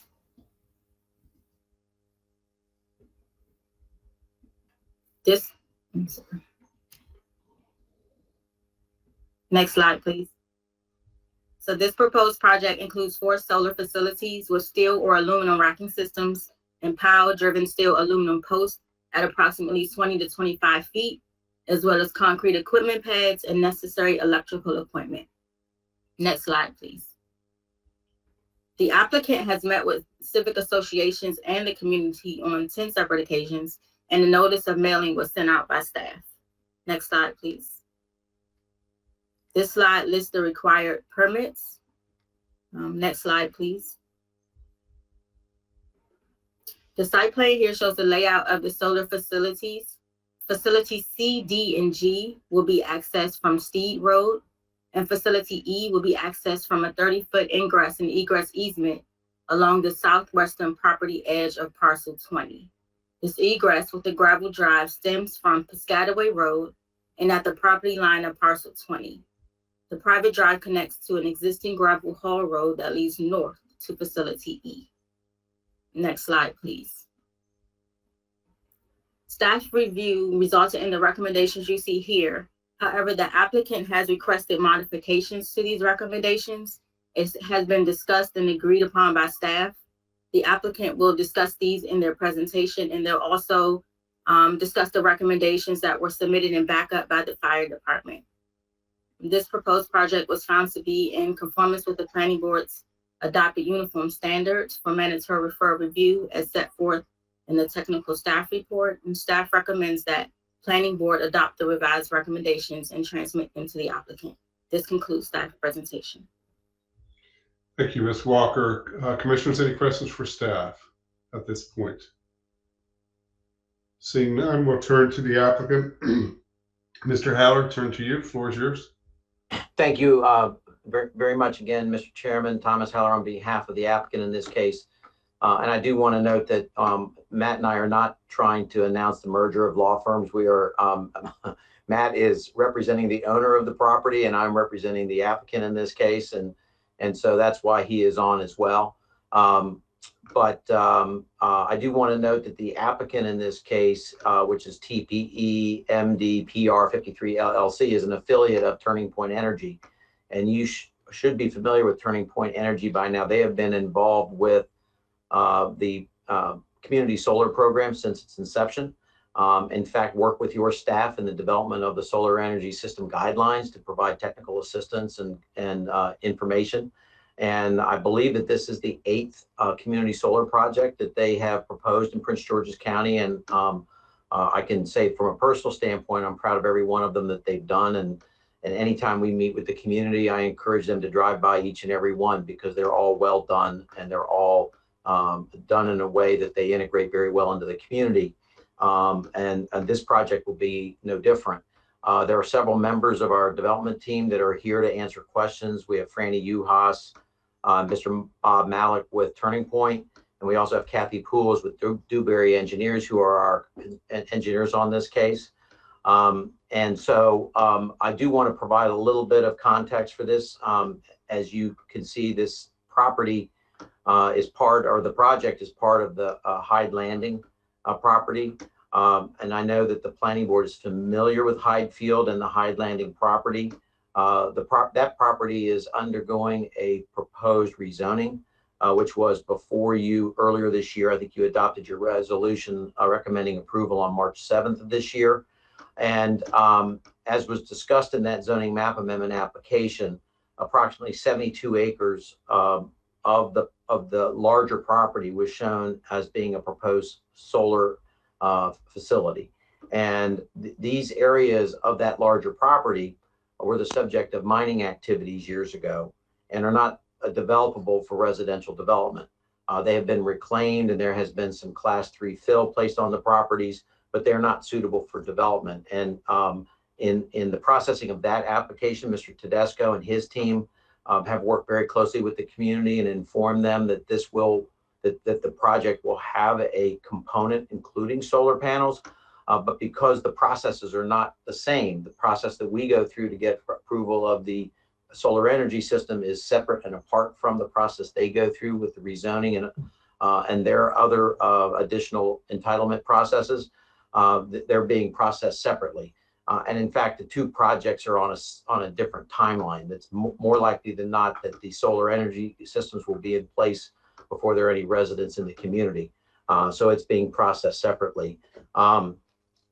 I do want to note that the portions of the property that are proposed for the solar energy systems are considered to be brownfields. And as you know, under your solar energy system guidelines, those are the priority locations for solar energy systems. And so from the standpoint of conforming to the solar energy system guidelines, this property conforms with those guidelines on all fours. One element of this project that is somewhat different than some of the other community solar projects you've seen, and the reason why we have been working with staff so closely to make sure that all of the staff's recommendations are clearly written is because this project will be subject to the filing of a request for a certificate of public convenience and necessity with the Public Service Commission. So the letter of recommendation that you write to the Public Service Commission will be the county's recommendation, and the Public Service Commission will look at your recommendations and may impose them as conditions on us, which is separate and apart from what is typically done. And then the other thing that is somewhat unique, because this is part of a larger development proposal, we've been working very closely with NVR and Mr. Tedesco to make sure that these are done in a way that are complementary to the future community and not a detraction. And we also want to make sure that we work in coordination with them to make sure that these that the facilities, once they're constructed, that they can work around those facilities as they do their development. And so you will see some of the recommendations involve coordination with NVR, and we have done that and we'll continue to do that. As staff has noted, we did submit some proposed revisions to the recommendations, and I do want to go through those with you. By and large, the majority of the comments relate to recommendations related to emergency access to the facilities. And I will note that we have been working for some time with Mr. Jim Riley, Captain Jim Riley with the fire department, to make sure that we understand what the requirements are with regard to providing access to these solar energy systems. And so there was a memorandum that was provided to the planning board by Chief Riley prior to the noon deadline. And then we subsequently met with staff to iron out the language in these conditions. So if I could ask that the conditions that were submitted by the applicant be pulled up. I think they're the first page of the additional backup that was submitted. I think that would be helpful.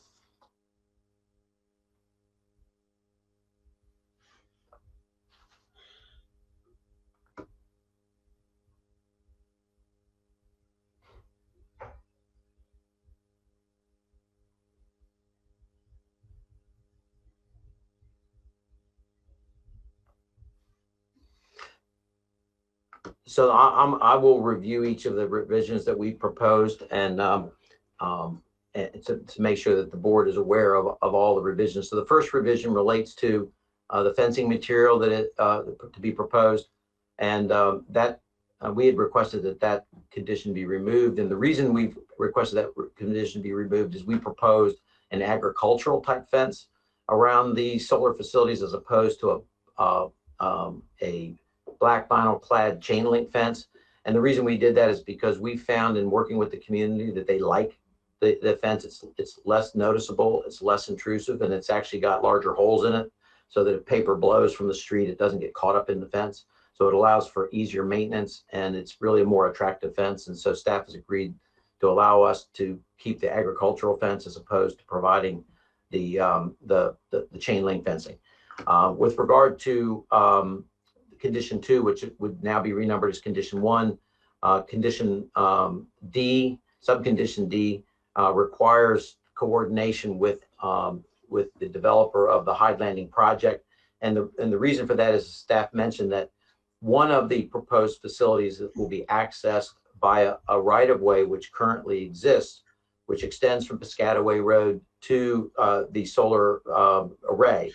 And that driveway or that easement will be removed as part of the development of Hyde Landing, and access will be relocated once that section of the project gets redeveloped.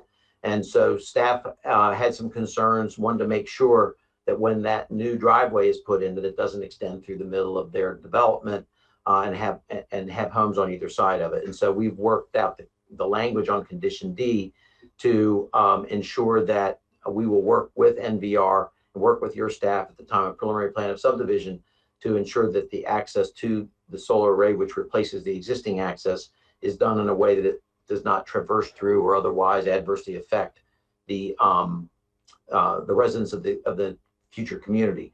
The only change to Condition D, which resulted from our meeting yesterday, was that the word "within" that you see where it says that identify an alternative access to facility E from the internal road network within the residential development. The word within should be replaced with the word serving.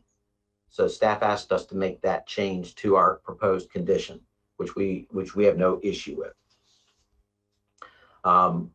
The other revisions to the conditions are in what will be new condition 3, what was originally condition 4. And these relate to the input that we received from Chief Riley with regard to the emergency access. So he provided an email to staff, which is included in this additional backup, which set forth what the code requirements are. And he asked that those provisions be incorporated into our plans, which we are agreeable to. Subconditions B, C, and then D, E, and F on the next page, all are recommendations that Chief Riley provided. When we provided those recommendations, you will see that we referred, for example, in condition D, that we would conform to the requirements of section 4210 of the Prince George's County Code, where the details of those requirements are set forth. Staff has asked us to include those details in the conditions that you see before you, rather than simply refer to the code section. And so as a result, I would like to read some additional modifications to these conditions into the record, but they are also contained in Chief Riley's email. So the first modification would be to propose condition 3C, which currently reads, provide the maximum grade of the fire access roads so that the fire apparatus are able to enter, turn around, and exit without scraping the tail or front bumper. Chief Riley added in his email that the following language: generally grades should not exceed 10%, and the angle of departure and angle of approach should not exceed 8 degrees. And so we are proposing to add that language to the condition. And in fact, if I could ask Mr. Flanagan to go to Chief Riley's email, which is the page 13 of the additional backup, I think it might be easier for all of us because he actually wrote these in his email, and I can just refer to them as I go through this.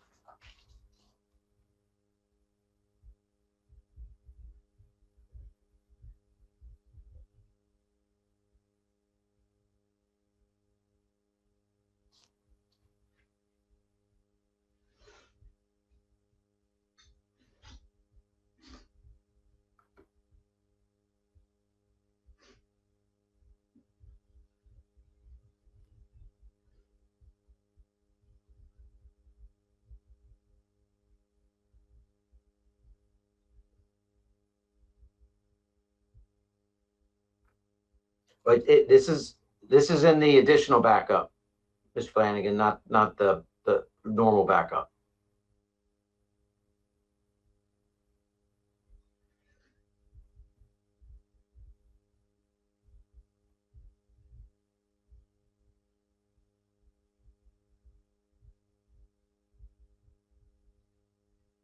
So it's page 13 of the additional backup.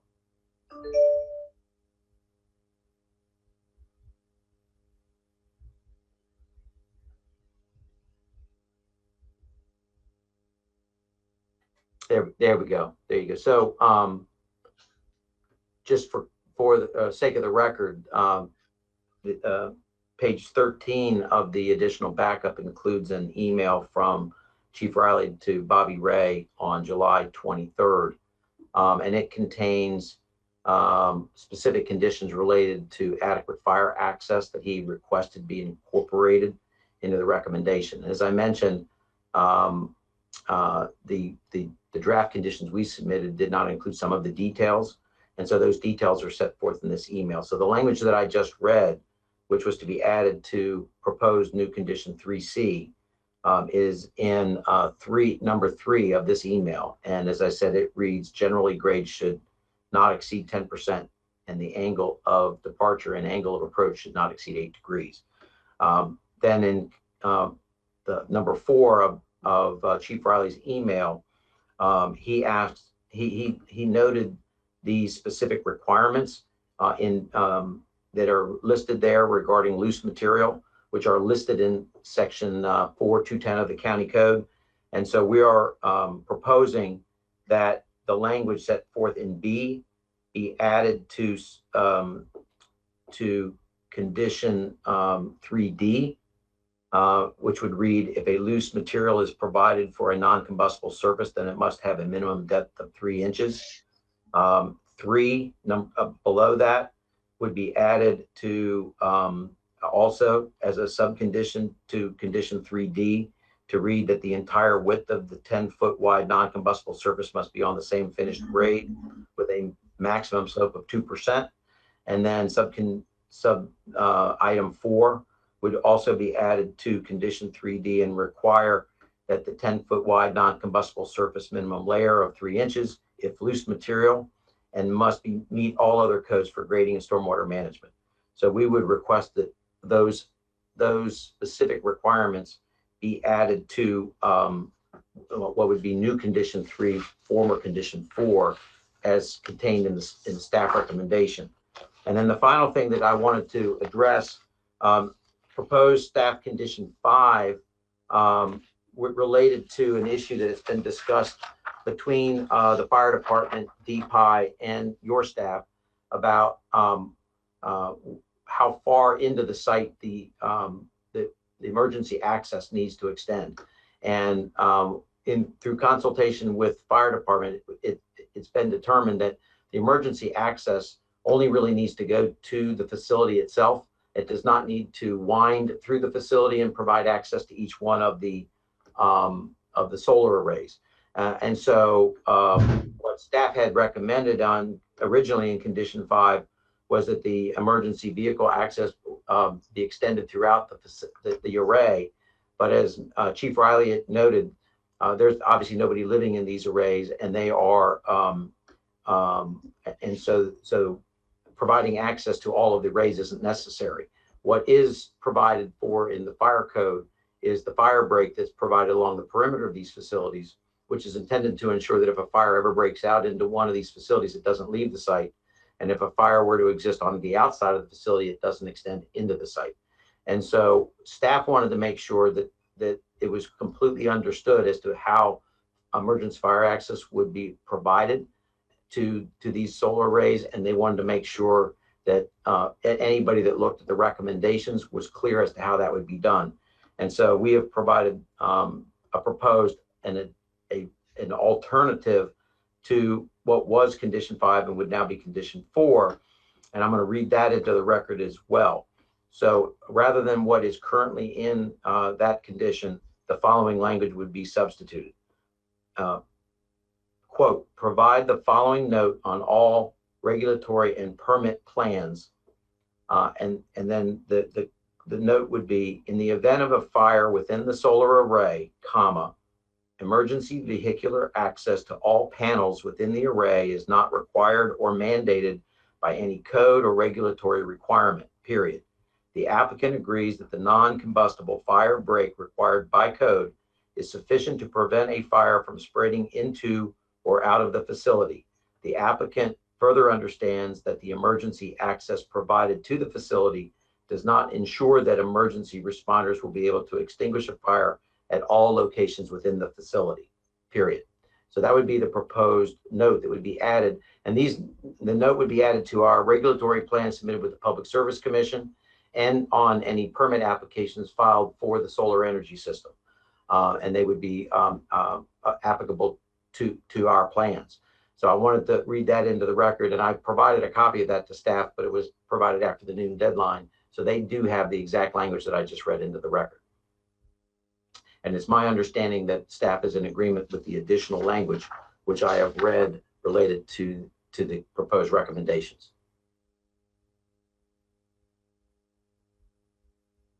All right.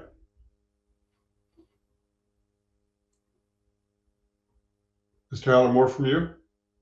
No, that would be all I have to add. Mr. Tedesco may want to add something as well. But I'm certainly, again, happy to answer any questions that you have. And I do appreciate your indulgence because, as I said, these conditions will be transmitted to the Public Service Commission, and we would anticipate they will be mandatory conditions that they would be imposed and we would accept. So I wanted to make sure we got the wording right. Understood. Before we go to Mr. Tedesco, let me turn to staff. Are there any, Ms. Walker, anything that you're hearing that you have any concerns about, anything that's changing that you would give us caution in terms of our recommendations? Just one note, Mr. Haller, the last recommendation you spoke about, we agreed this morning could be removed. So that Condition one, 5, correct. yes, okay. All right, so you're, so in short, you're aligned, Ms. Walker, with what Mr. Haller's recommending? Yes, staff has agreed. You can just remove that last recommendation that was mentioned. Okay, all right, thank you. And now, commissioners, I want to give some space for questions for Mr. Haller and Ms. Walker before I turn to Mr. Tedesco. Anything at this point? Yeah, I just want to clarify staff's response because applicant exhibit number 2 already deletes recommendation number 5, but Mr. Haller read a new recommendation number 4 into the record. I just want to make sure you're okay with that. When you say the last one. Yeah, so the issue was when we first met to discuss it, we wanted it to be reworded. After speaking with staff, we determined that it can be removed completely. What can be removed? What he just read into the record, or just the last condition that was read into the record? Yes, ma'am. Okay, I don't know that that's consistent with what Mr. Haller is recommending. Or Okay, so I maybe I misunderstood. Staff had indicated to us today that they were in agreement with removal of condition 5. I had proposed additional language. So what they're saying now is they don't even need the additional language. They're comfortable with just removing 5. And we're fine with that too. okay, thank you so much. All the language that I read does is basically confirm what the fire code requires. Got it. Thank you. Other questions? All right, turn to Mr. Tedesco. You have anything you want to add? And folks, I want to see if we can wrap this up in 3 or 4 minutes because one of our commissioners is on a tight timeline. Mr. Chairman, members of the planning board, for the record, Matthew Tedesco on behalf of Highfield Acquisition LLC. Given Ms. Walker's indication with reference to the ability to delete what Mr. Haller read into the record regarding new condition 4, which was prior condition 5, that'll really shorten up anything that I was going to say. I'll align myself with Mr. Haller on behalf of the owner. I want to thank him and his team who are represented here today for their coordination with our team on behalf of the Hyde Landing redevelopment project. We have been working with the community, as you all remember, back on February 15th for more than 2 years on the ultimate redevelopment of Hyde Landing, which has always contemplated a solar component. And so our teams have been working very closely together. Mr. Haller has kept me informed on this process. They are 2 separate processes for which Mr. Haller and his client are going through as the applicant and my client as the owner and applicant with respect to the ultimate redevelopment. We are in agreement with the recommendations of staff as modified by Mr. Haller and would welcome the opportunity to continue to collaborate and work with both teams to fulfill the vision and the goals for this property to provide this community solar for not only the county, but for the future residents of Hyde Landing. And with that, Mr. Chairman, I have no further clarifications given Ms. Walker's further clarification on that last condition that Mr. Haller read to be deleted. And we thank you for allowing me the opportunity to speak this afternoon on behalf of the owner, and thank Mr. Haller and his client for fulfilling the solar component of this project. Thank you. Thank you, Mr. Tedesco. Commissioners, any questions for Mr. Tedesco? Seeing none, we have no one else. I believe we have anyone else who signed up to speak on this. Unless there's any discussion, I'd look for a motion. And Commissioner Washington, good luck with the motion. Thank you. Mr. Chairman, I move that we adopt the recommendations of staff and the recommendations as modified by applicant exhibit number 2 with the following additional changes. And I'm referencing applicant exhibit number 2. So new recommendation 1D, second line, we will strike within and replace with serving. New condition 3C and 3D, will be modified as read into the record by the applicant and as referenced in Chief Riley's email. And with that, approve the transmittal of MRF-2023-015 to Turning Point Energy LLC. Thank you. There's a motion by Commissioner Washington. Is there a second? Vice Chair Second. Bailey? I Second, think Commissioner Mr. Giraldo. Giraldo Ms. second. Calrico, you have something? Yeah, two somethings. I think, did you get deletion of 5? I might have missed that piece. Well, I just adopted applicant exhibit number 2, which does in fact delete it. Apologies. That's okay. And transmission should also go to the Public Service Commission, since these comments go there for the CPCN process that this larger facility. All right, so the maker of the motion, the seconder, okay, then the motion is to Yes. approve transmittal recommendation to the applicant and to the Public Service Commission. Absolutely. Okay. Yes. Excellent. So we've got a motion by Commissioner Washington, a second by Commissioner Giraldo. Just checking to see if no one's pointing at me. Everyone seems okay. All right, we're good to go. I'll call the roll. Commissioner Washington, I vote aye. Commissioner Giraldo, I vote aye. Vice Chair Bailey. You're I think that's a muted. vote aye. Okay. I vote aye as well. The ayes have it 4-0. Okay, thanks everybody for this. Thank you very much. This Have a great concludes all autumn. the items for today, unless Ms. Connor, you have any other thing else you have before us? There are no further items, but I'd like to wish you and the rest of the commissioners a wonderful recess. Thank you. Thank Well you. noted, Thank folks. you. We are on recess. We'll see you all in this forum. We will see you all in September. Everybody have a good quasi-relaxing August. Wonderful. See you all at Mako. Thank you. Rest up. Good night, sir. Right, exactly. Bye. Okay. Bye, everybody. Bye-bye.